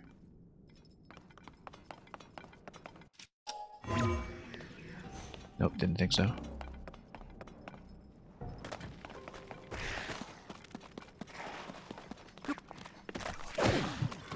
Oh, you know what? Yeah, we've got this rather unspectacular Bravo sword. May as well just use it.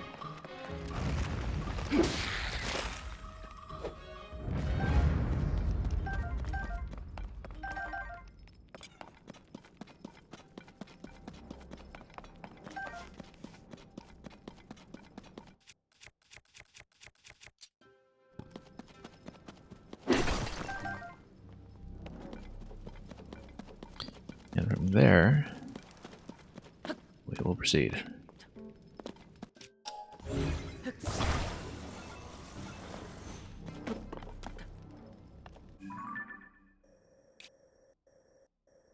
And yeah, we'll just continue going around. Maybe there's some kind of boss or something at the end, but we don't really know that yet.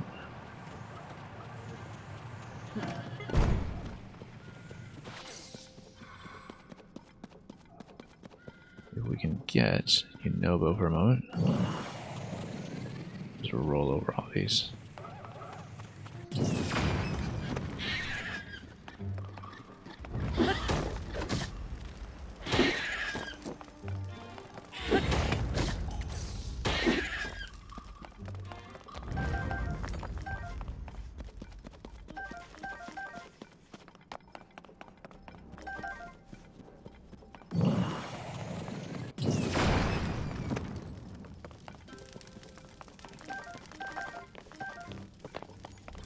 Oh, that's more or less clear.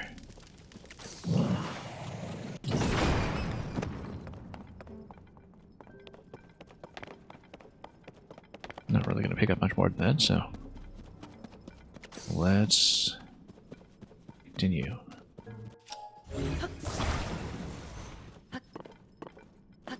That over there looks like a Poe, okay. Just making sure it's not a treasure or something, but given the placement of that shelf, you never know.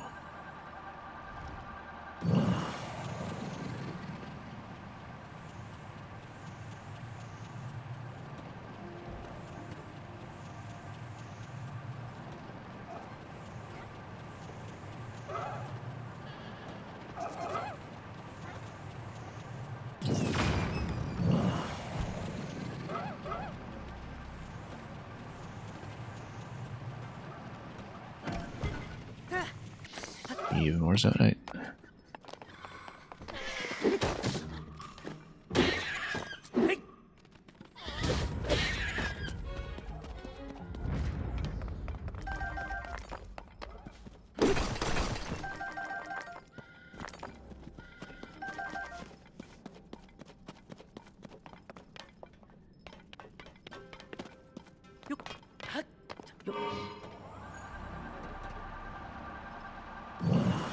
And the caverns continue.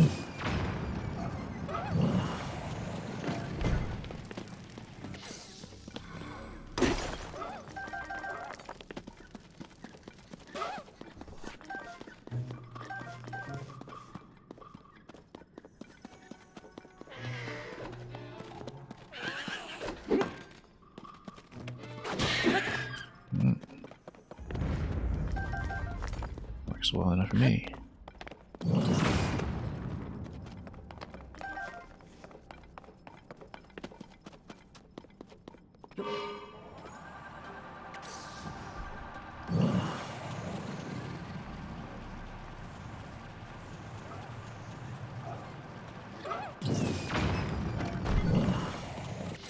Okay, got another fight coming. Let's, first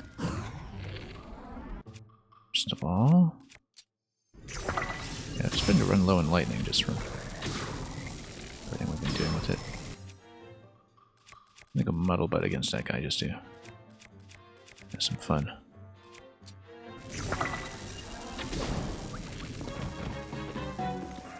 And then switch to... Oh, we gotta attach some things to these swords. A little overdue for that. Switch to the Super Claymore. Because why not? Flip everything in sight.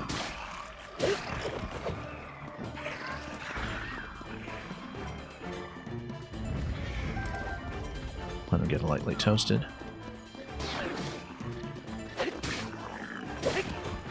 Let's not whip our own vehicle though. Let's be careful with that.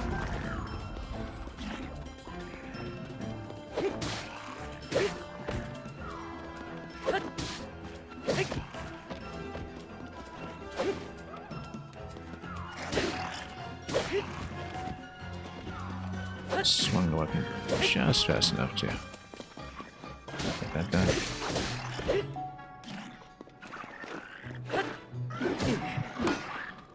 It's fine. Okay, it looks like the attachment broke off.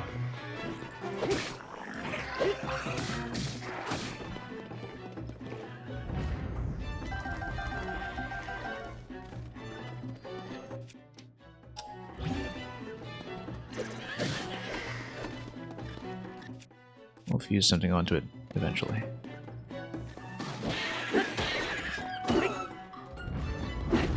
had to update a lot of these weapon attachments.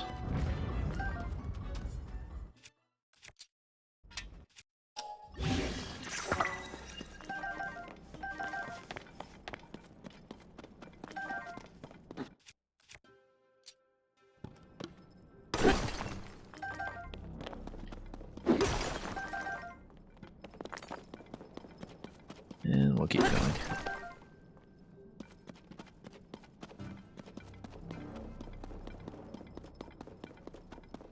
Getting there steadily.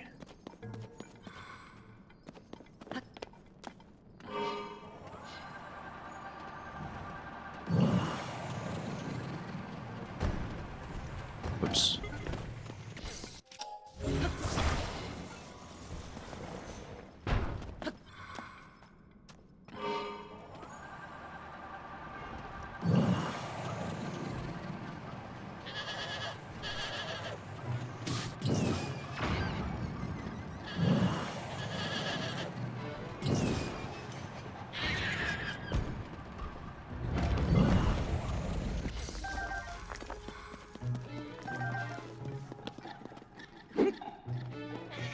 You know what, let's just get to rolling.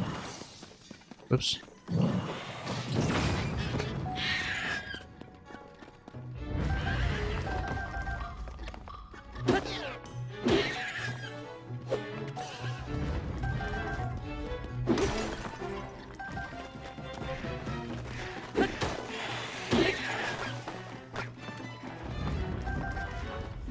Yeah, the zone is probably not going to be too much of a problem from this point on.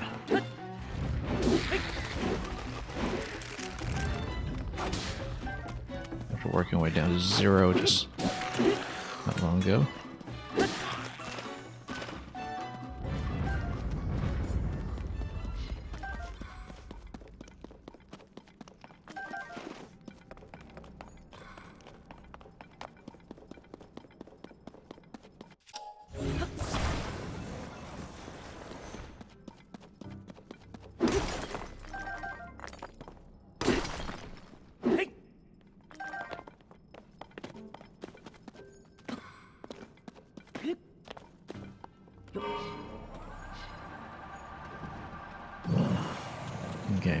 let's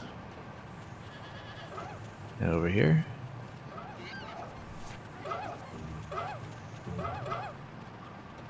Getting ever further.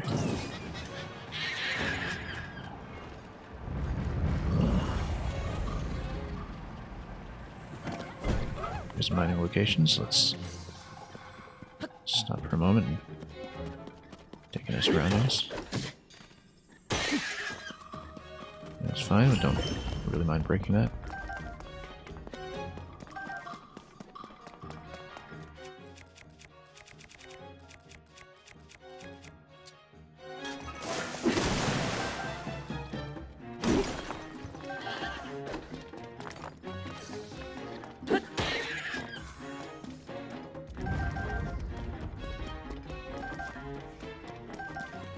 And we'll pick up more zonite that we know what to do with.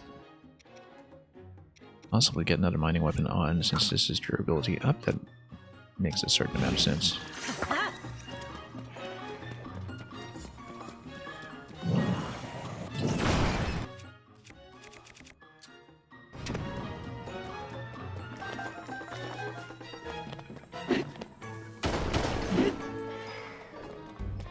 That's a whole lot of nothing. See a Grand Poe up front, we must be getting close to something.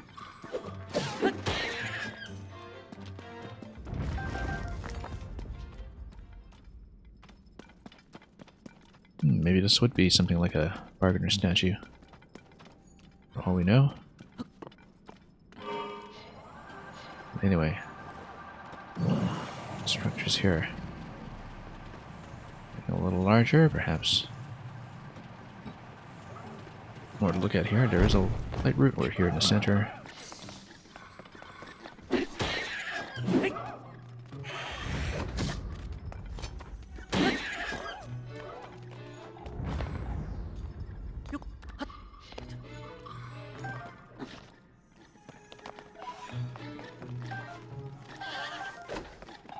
Okay.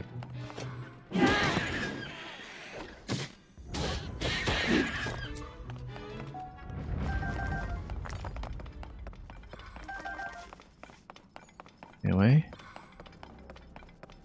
here we are.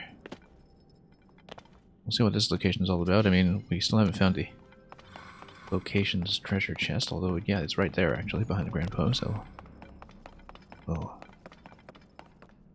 do that. See what kind of unique retro item we get this time.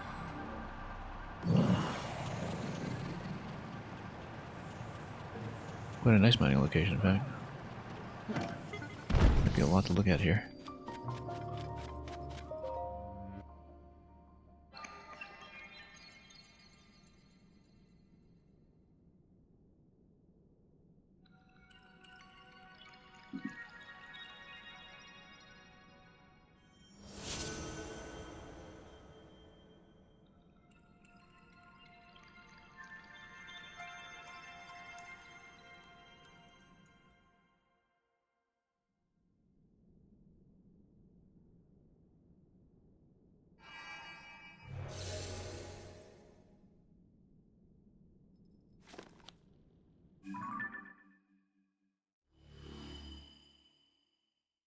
And that's pretty much what we expected.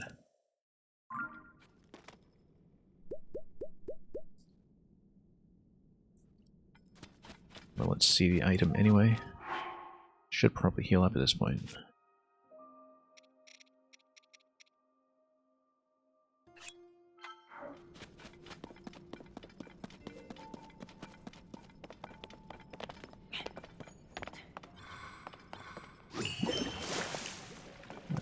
Not you, was looking for a no-go for once.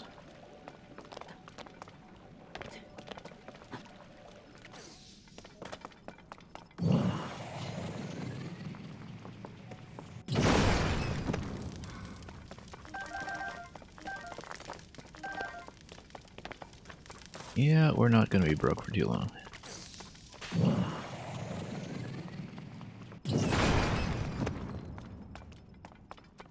Okay, no more in the second batch. So we'll look carefully around here, make sure we've just really fully cleared the location. to get too far from the vehicle.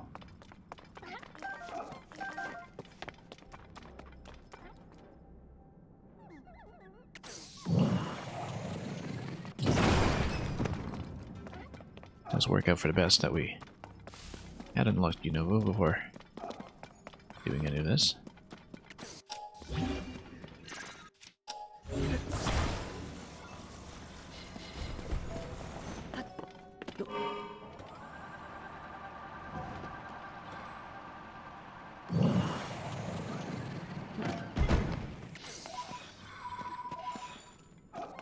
Now, what could this possibly be? This has got to be Legacy gear, right? Tuning of Twilight, very nice. I think we've got 2 out of 3 now of the Twilight Princess set. We don't have the Wind Waker set yet, but it wouldn't surprise me for that to be in a lot of those coastal locations in the southeast. With the pirate theme down there and everything.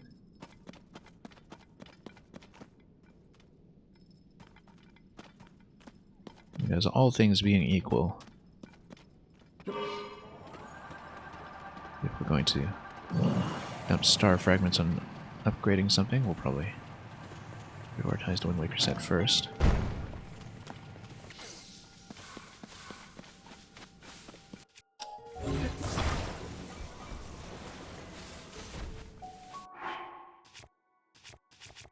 And because what do we have here? We've got all 3 pieces of Ocarina. And I guess Majora's Mask is mostly represented by a lot of the single pieces, like Arc Mask and Fierce TNT. Since this is functionally going to be the time set as well, fitted for children and adults alike, very strangely. 2 pieces of Twilight, 1 of the Sky.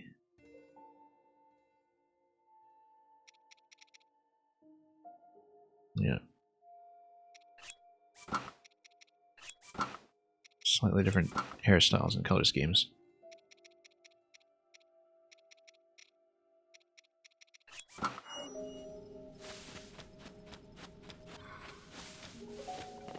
Also, all these steps here in the middle, I wonder if they go somewhere, but we'll check that. When we double back and get at it. Once the arrow's back to 120 again, we have been spending them quite a bit, but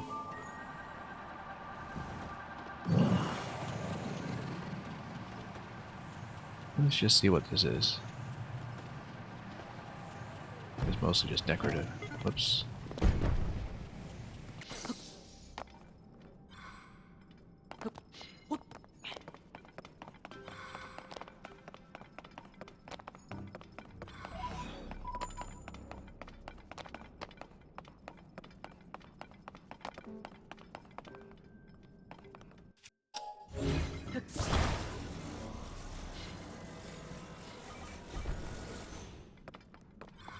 Okay.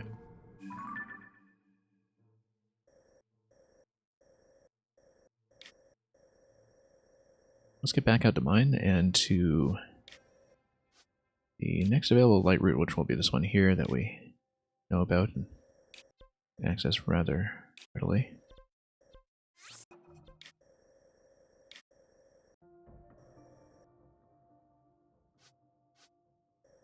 And that should reveal more information about what we're going to deal with. Over here, actually a couple of light routes at the same place.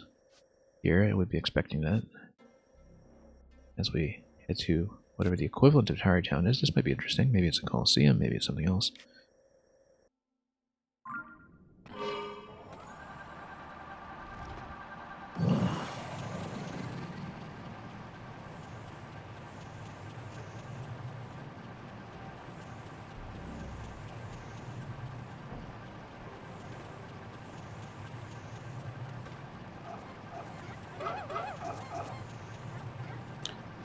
And yeah, we've mined most of these locations, so pretty content to just fly out of here if we can. Get a bit of mining done. If we did in fact miss anything.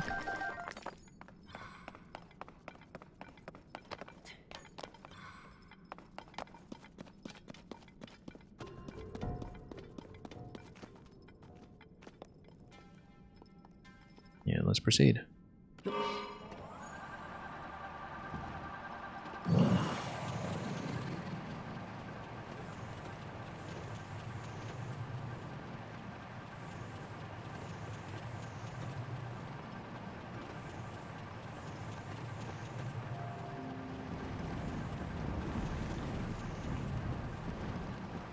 You get some pretty good speed off of this when you tilt slightly forward for just flying pretty level near the ground.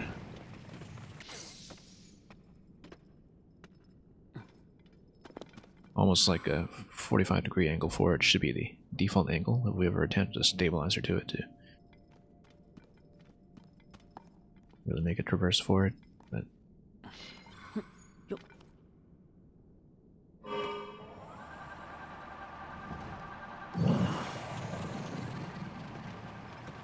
yeah, not very energy efficient next to wheeled vehicles, obviously, but much more flexible.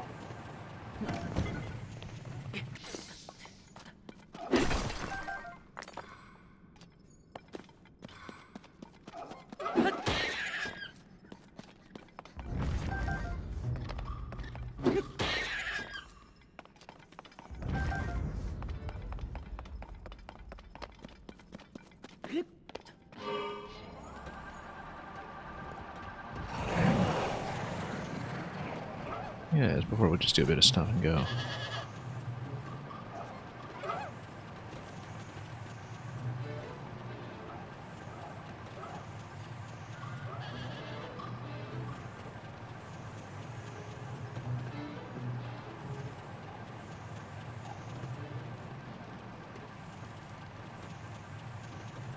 It really does feel like everything in Adepts is designed for vehicle scale.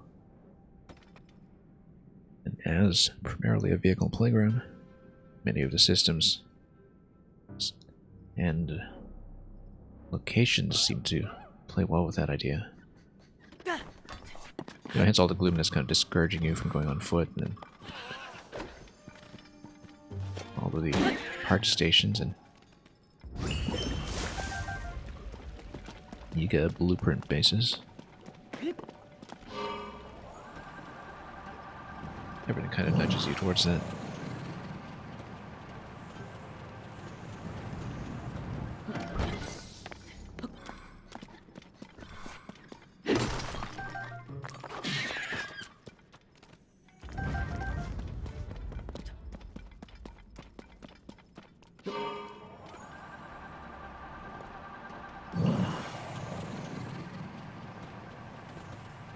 Anyway.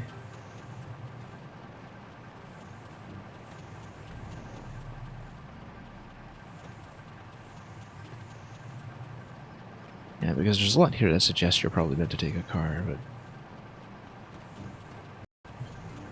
oh, this was perfectly serviceable as a solution. It's a pretty lengthy ride, though. But we're about to be at the exit, I think. And again, we'll just go straight for the next light route. Easy to see.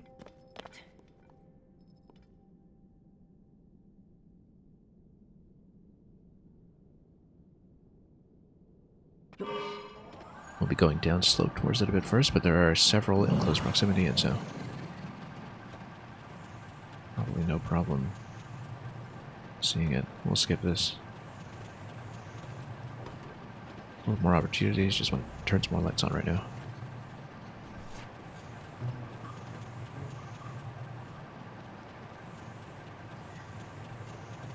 Oh, this is a Talus fight.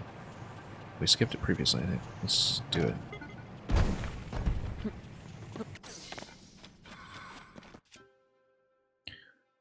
And using the boulder hammer is probably fine. Let's make sure we can climb in certain places. Oh no, this is not Talus, is it? Inox. Inox. Black. That's fine.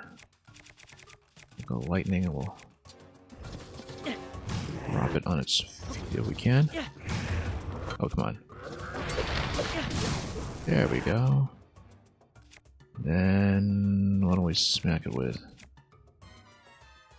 Black Boko Blade, Dirty That looks like it's probably a reasonable option. Just kind of start with some of the lower weapons and work way up. Or maybe just even use a lightning attachment. Like a Zolfus tail or something. And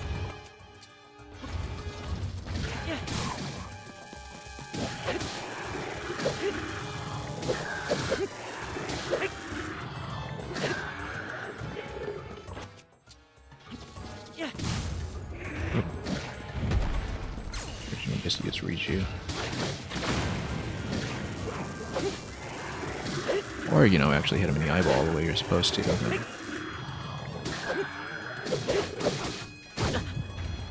Oh, we'll take 1 point of damage instead. Okay.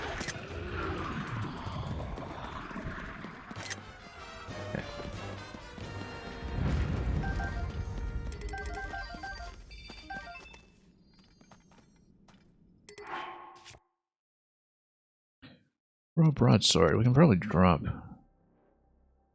Or we can replace that with a mining weapon. I don't know.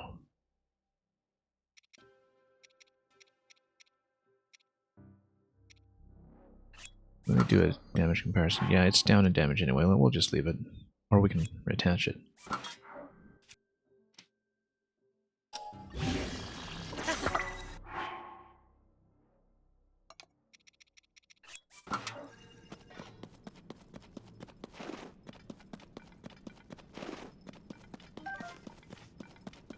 Standing right on some of these bomb trees.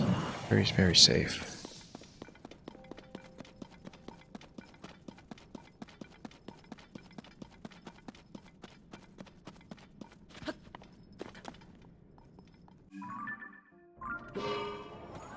Okay, let's try on some lights.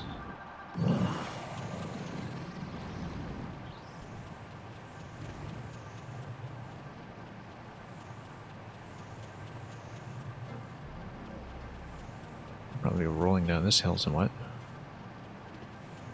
As long as we're over relatively flat ground, we should be okay.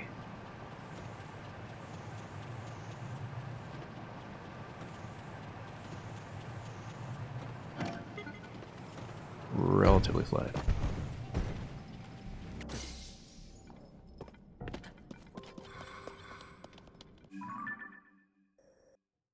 Yeah, we'll just light everything up.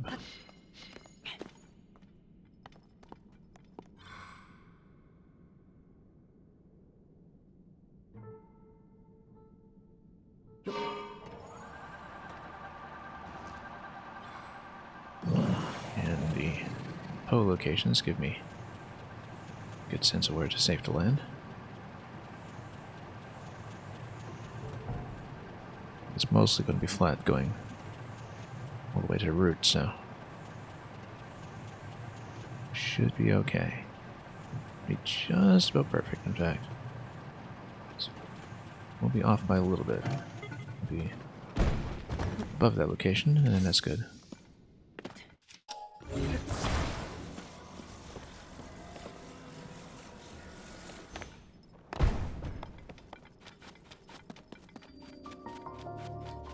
Now we'll just continue.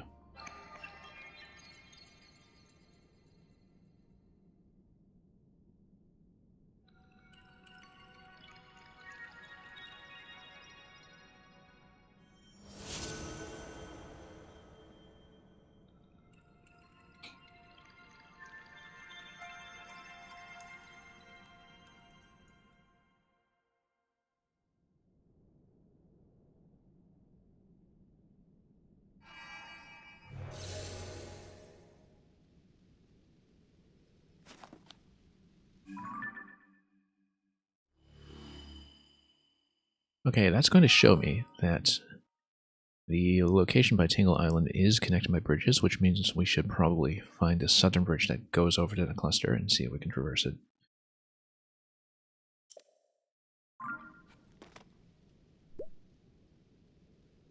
Also, it shows me that Tarrytown may be interesting, but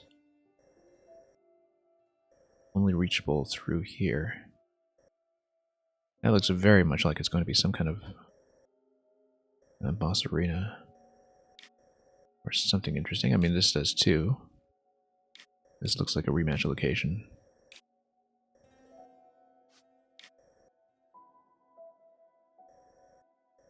But yeah, we'll have more shrines pretty imminently, so we should sweep the area. Continue in our present direction, I think. See what else we can uncover. There's a route up there as well. Yeah, that's going to be the one that takes me closer to the island, but we'll continue first.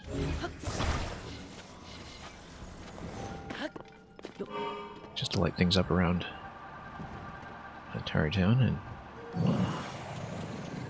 see what we can discover. Maybe a Yiga base or something, like a Yiga town. You never know. You do know that by the time we get to Mount Moneru, there will be the Master Koga base at some point. That's going to be another major destination that is probably going to be somewhere to the south of here.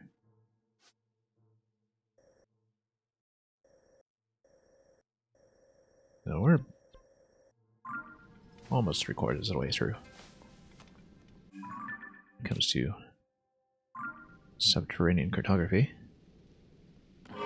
we'll continue and we'll see what else we can find out. Whoops.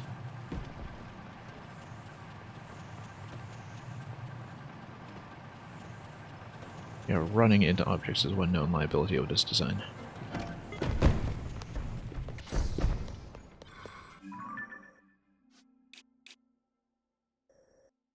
Undershot a bit. We should be over in this location and around.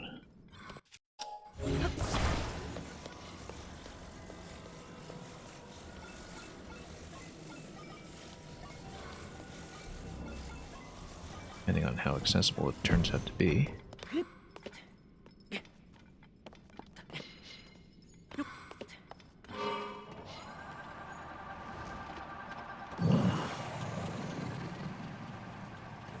We'll find it, I'm sure. I just need to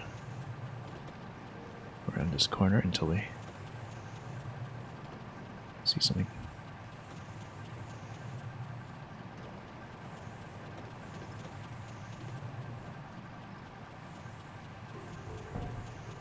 I think by passing this whole base that would be reasonably close, but no, I guess we're getting into a fight. Okay. How far off am I? Oh, overshot again slightly, so it's gotta be up there somewhere. Maybe.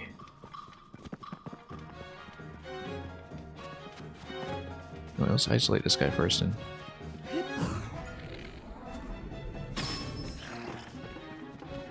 What am I holding? 38.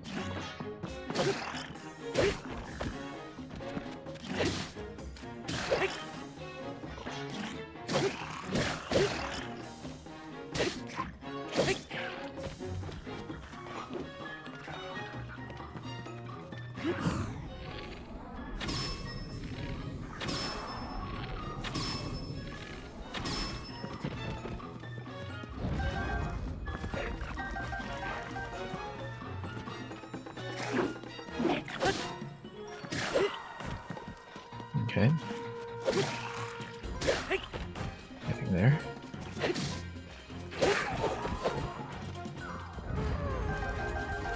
Oh, everybody knows I'm here. As they would.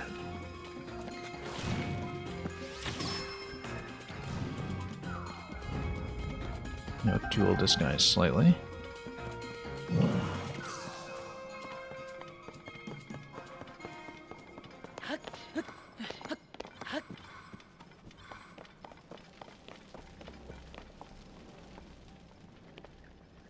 Nope, armored. Both of them. Do we have bombs available? Not easily. But we do have, what's his name?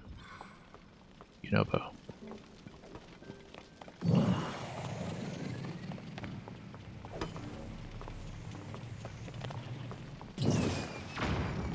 And he'll get most of the way down.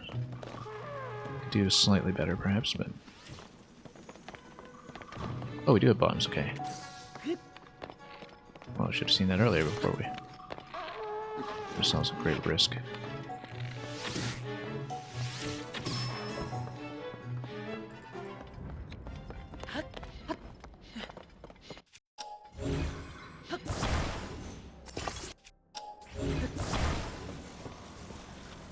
Now here's a little accuracy test.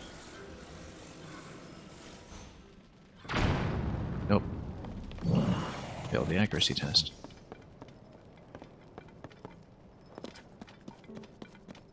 Yeah, sure, let's get down here. Get down here. Come on.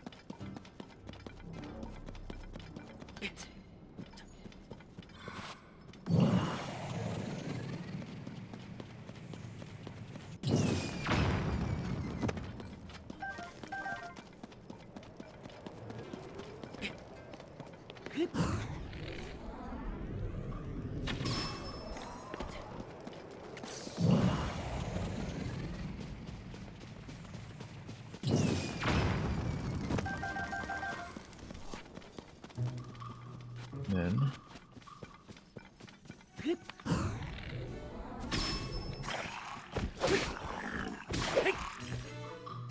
And everybody was getting up on him.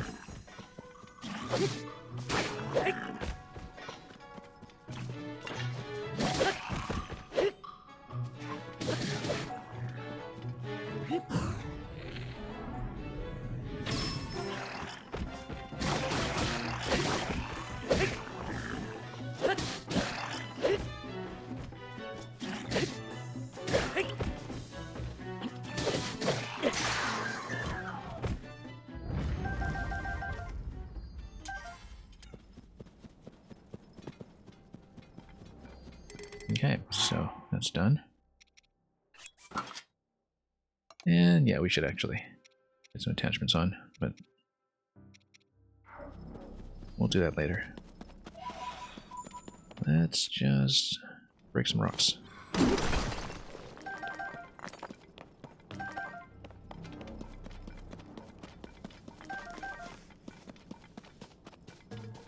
Then scan around calmly for wherever the light route might be located. Not that way. But...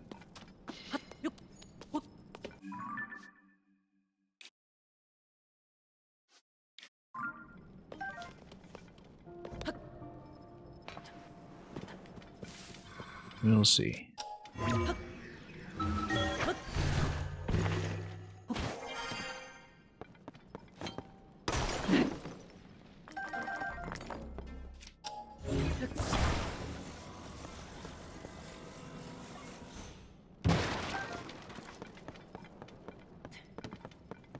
We're interested in the arrows in the zonite at this point, obviously.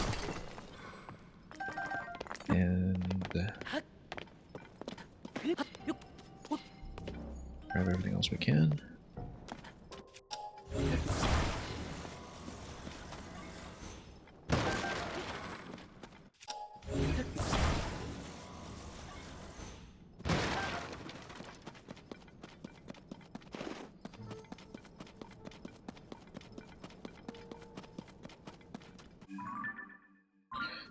Okay, so we need to figure out where we're facing. I think it's...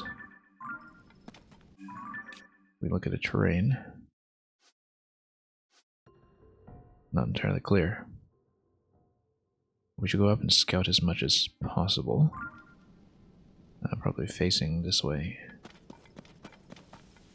Might need an additional battery for it. In fact, I would expect that.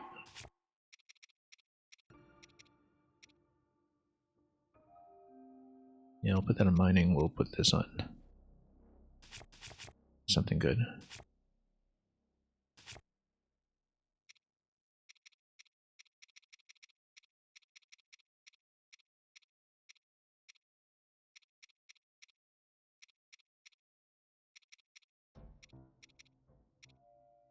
If we can find it.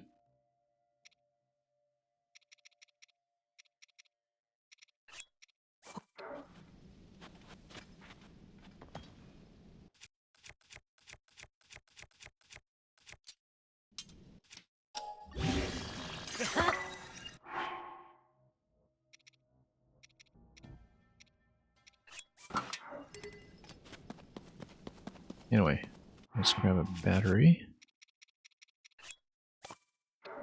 We'll need to find a place to roll for more batteries at some point, because these are also starting to get low, and they are quite costly in terms of zonite when you want to build them on the fly. About 9 apiece, I think.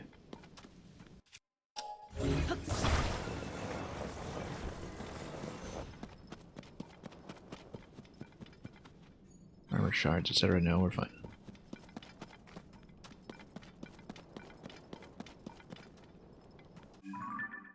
But assuming that it's up rather than down, we'll have to check somewhere around here. We should go up those shrooms, actually. We should have done that before plugging in a battery, to be honest. But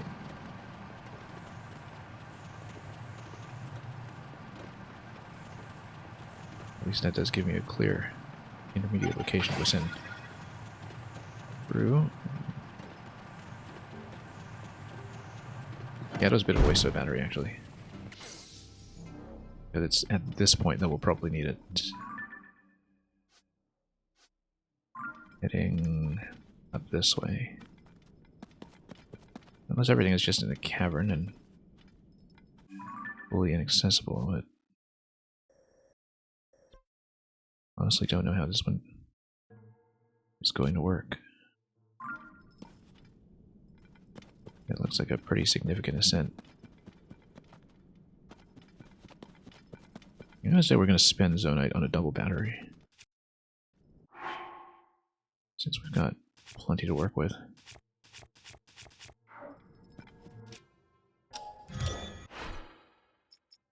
Let's build that double pack. It's extremely expensive. We're in the depths and we can afford it. Just short of 1,000 zonite, in fact.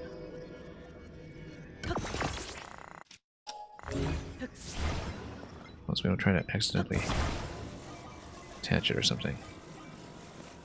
Might add a bit of weight. But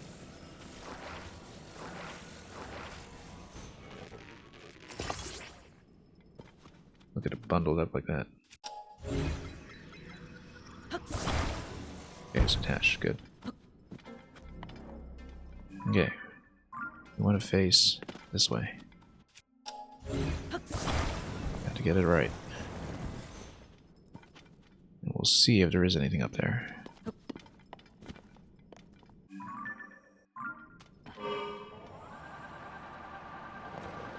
Checking out a map, it's very difficult to tell.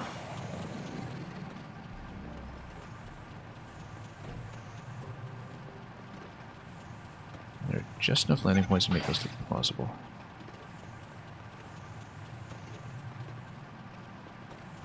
Yeah, it is giving me some open terrain, so I believe this is correct. 2 batteries is perfect. Slight overkill, but not much.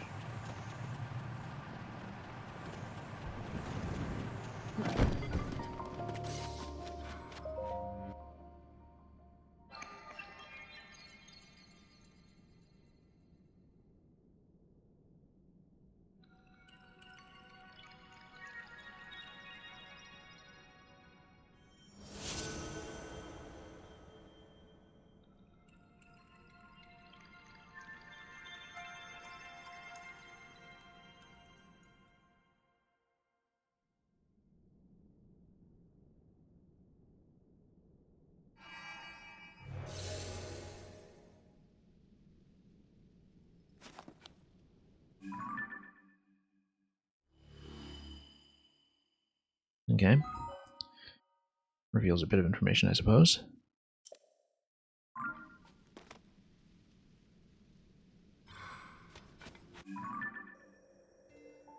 So yeah, given the elevation here,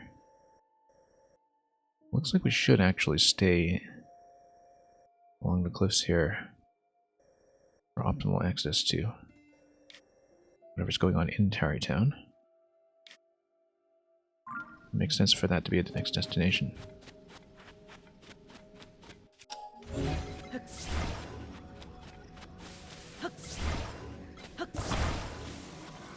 Just kind of hop along the side here. We're able. Not lose too much height along the way until we know where it is we're heading. Just follow the cliffside and head left, okay. It's pretty clear.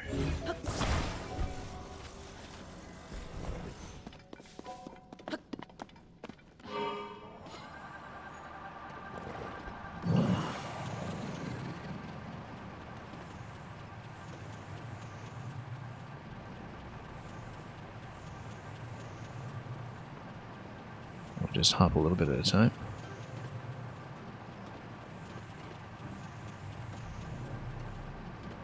To make sure we have a good, safe landing spot.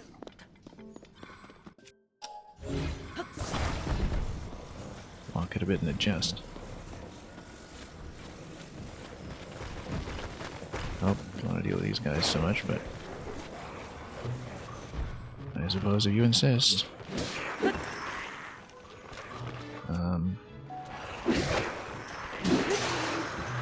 That's okay. Both out.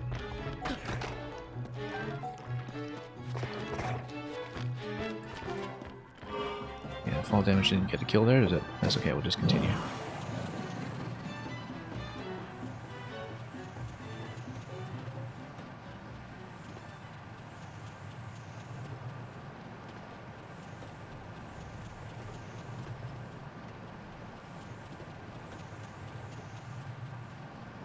And yeah, it's actually a pretty gentle opening to where Tarrytown is located, so.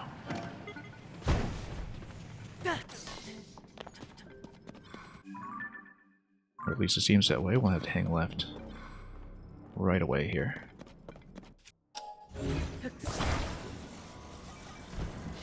So who knows how that's going to go, but we'll find out.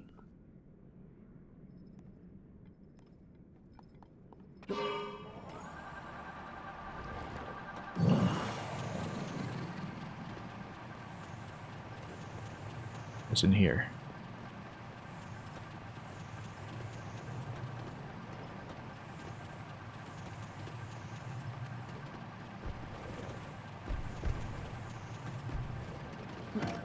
It looks like a mining base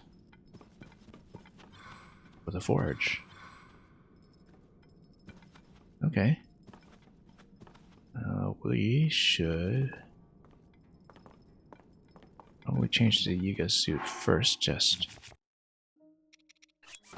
preemptively.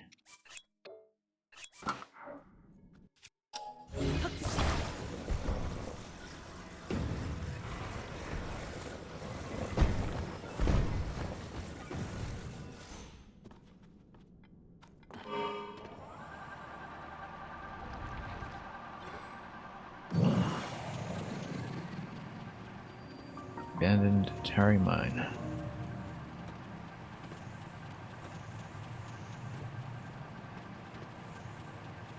Anybody from the clan hanging about here? I don't know. Guess we'll find out.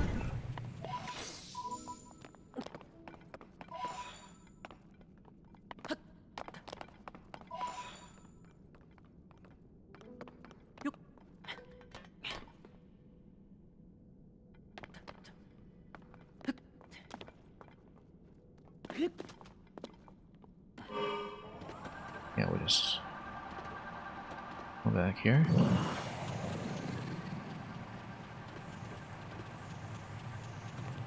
And drop below when we can.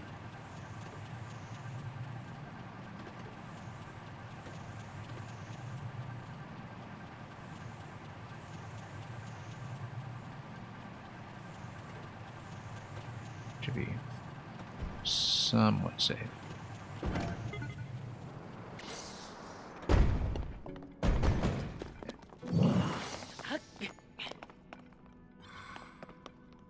Construct looks inactive.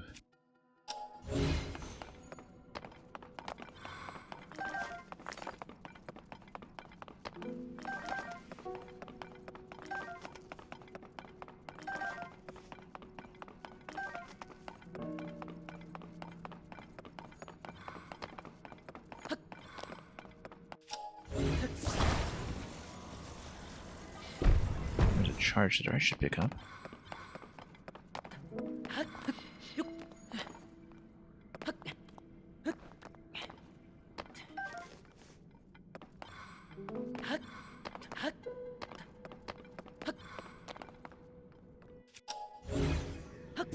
And yeah, we'll see.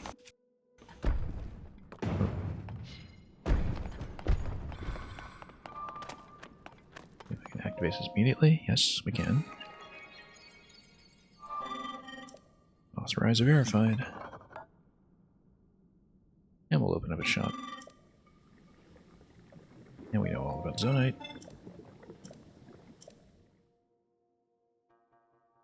I don't know if this will just be the same as the other shops.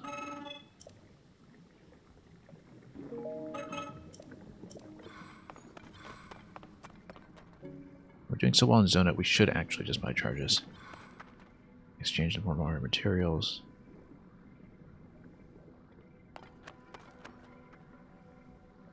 Yeah, I don't know with 1200 at this point if our battery will even extend far enough in terms of upgrades. Like, I don't know what the cap on upgrades is, so I'm kind of reluctant to spend on more crystallized charges until we find out. Because I don't know if the battery is just completely uncapped or what.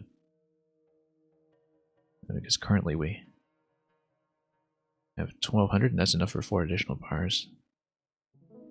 And I feel like we should just leave that as is for now until we have a better idea. But large Zonite I kind of want to keep for gear upgrades because we sort of need it. Standard charges though I think we can just buy up. Very cheap.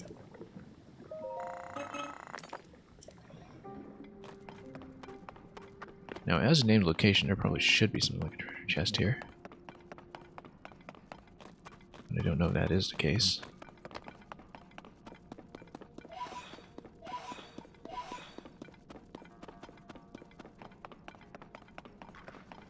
We'll look around a little bit before we leave.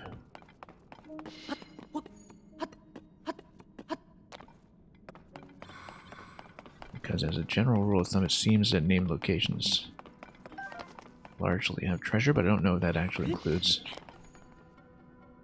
locations like this as well.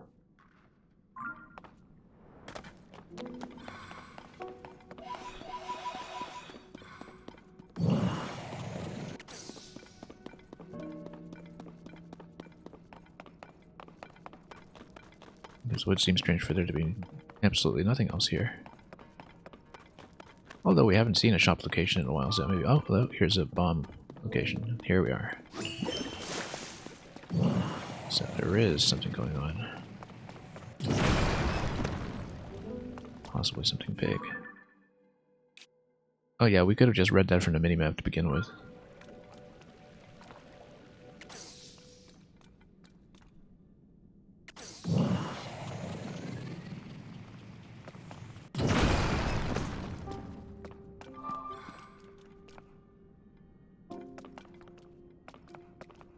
And yeah, it's just the usual run of rusty weapons that are implicitly usable for mining. Speaking of which, let's put something of high durability on.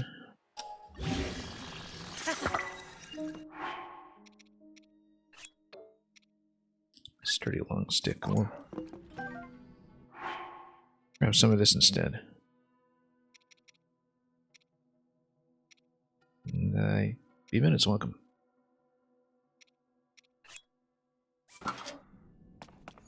But anyway, let's get this guy going. Come on.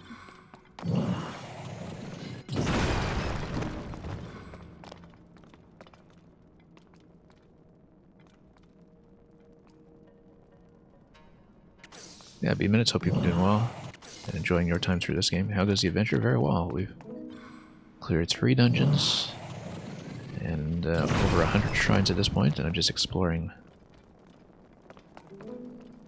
for the time being and cramming in a bit of extra streaming time just to reveal more of the map. I've been really loving a particular vehicle design that I started using a day or 2 ago after I devised it.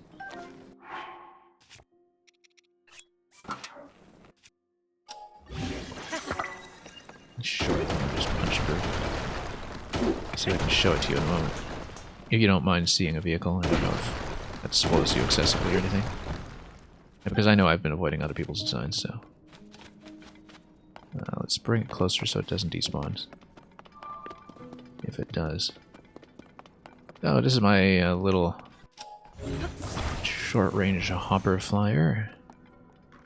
It's balanced in such a way that by default it'll kind of push me back when it's getting some lift.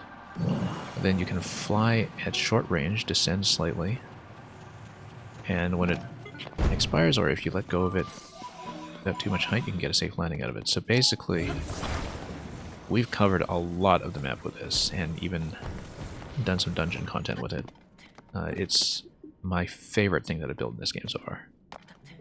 So, it's actually remarkable how flexible it is. This looks like that's all there is to it. Let's see what this is. Maybe more of the toilet set. Nope, more charges, okay.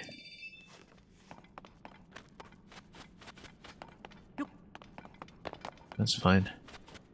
It's a designated treasure chest. This named area, so. I'm not going to be on too much longer. I actually do have to run fairly soon, but we'll probably maybe try to hit one more light bulb here and not accidentally fast travel and violate all of our principles. Let me switch back to my light suit.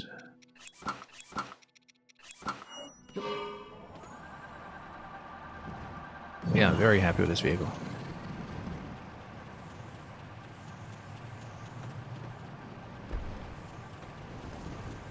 So yeah, I know you're a couple of days into this game in your weekly schedule, but I think you might even have been doing content that I haven't seen yet, because there's, despite the amount of time that I've spent on this, actually a fair bit that I know I've been missing. This looks like it definitely is the location. We'll go for that and we'll probably log off from there, because I do have something to run off to. You just got to Birdtown, yeah? Yeah, I've been there previously, but I didn't finish that particular questline yet.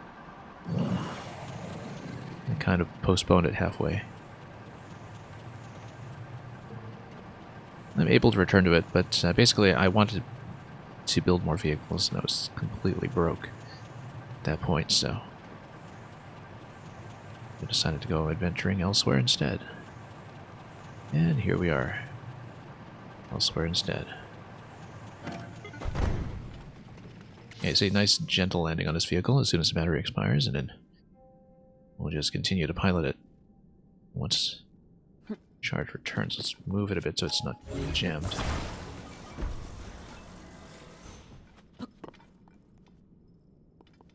Should be able to fly up pretty easily.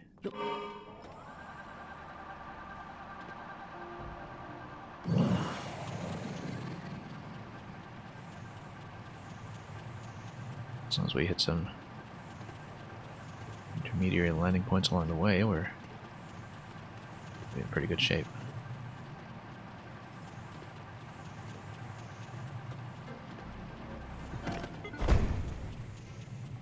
Wiggler riding a Wiggler in Mario Kart can happen now. Yeah, that's right. That's very true. One thing I wish were in the game at this point that seems like the one thing really missing from Mario Kart 8 is a double dash mode. But I guess the kart artwork was never built for that. Or the item mechanics, so.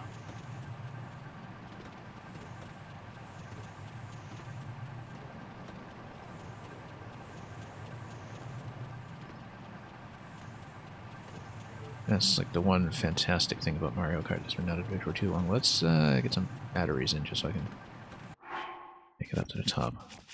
Just spent on 30 of those. Let's, or 10 of those, I guess. Let's see. I don't want to interrupt this flight.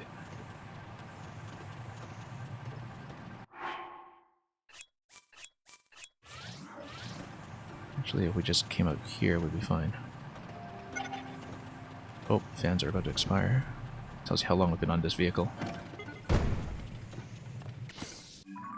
But a light route will, no doubt, reveal where my next vehicle assembly point is, and we can replace the parts.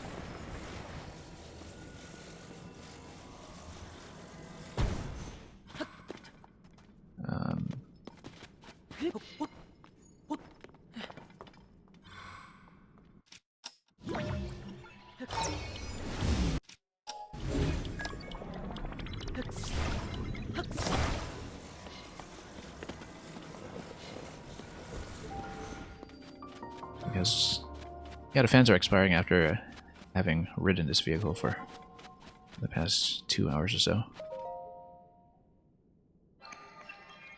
Pauline and Diddy also patched in late into Mario Strikers, I think.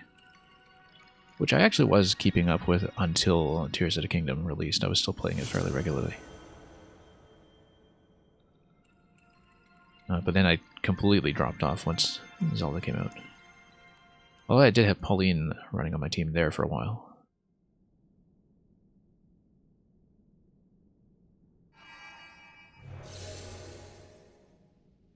Yeah, you like that game but never got too deep into it.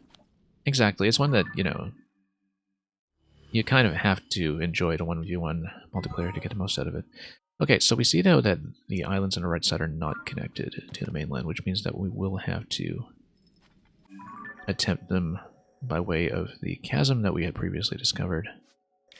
From there, everything is connected by a bridge within, so this is going to be like a little mini dungeon that we can do. But we would have to do it from the overworld.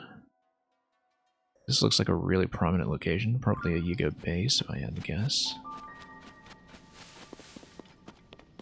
Might even be able to see it from here. Which way am I facing? This way. Yeah, it's totally a Yiga base. Right there. We'll go for that first thing at the beginning of my next stream, I think. That'll be the first item on our agenda. Now, I do need to replace the parts on this thing. These fans are about to expire on it. I can just replace the fans with Zonite, I think. It's not a problem. Yeah, they're all about to blink out.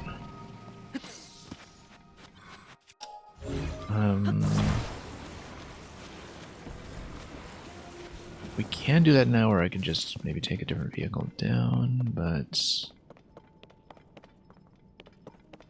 we'll do that now, or I'll forget, I think. Let's just break some of this off. But then we need to reassemble, and then bright blue might be a little out of position. We'll see.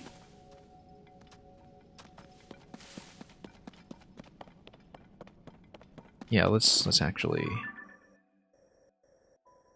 see where my next vehicle point is.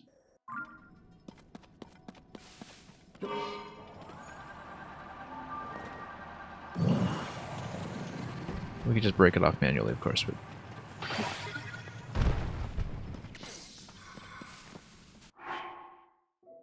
then we'll just put on some more fans.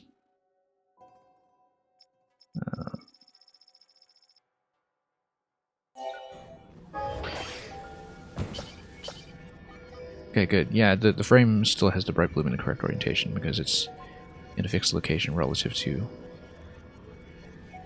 everything else, so we're fine. Just replace this. And Zonite, and we're ready to go.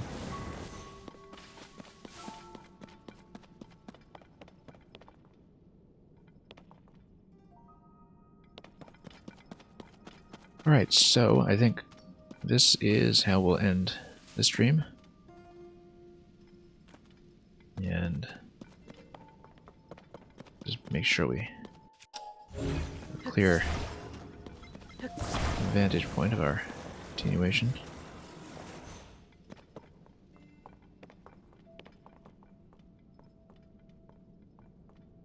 And yeah, we'll be back soon enough. I might not be on at the usual time today, which is why I ran this bonus session. If we are on, we might be on much, much later than usual, but the schedule will be a bit erratic over the coming week or so. And so thanks for dropping by. We'll probably drop off our very, very modest audience somewhere in just a moment, but I'll scan around. I do have somebody in mind, but we'll see what we do with that. But we'll come back. We'll continue the Yiga base next time, and also when we go back into the surface, we'll figure out what's going on with the whole Tingle Island location back there. But yeah, we're almost at 75% of the depths map at this point. And we cleared a significant part of it yesterday. Missing a couple of locations that are isolated in terms of traversal, but we know how to deal with that, and I'm sure we'll get it mapped out in no time. So, all that aside, thanks so much for watching, thanks for joining me, and we will be back soon enough. Stay tuned, and have a great week ahead of you with whatever it is you may be playing. And as always, fare thee well.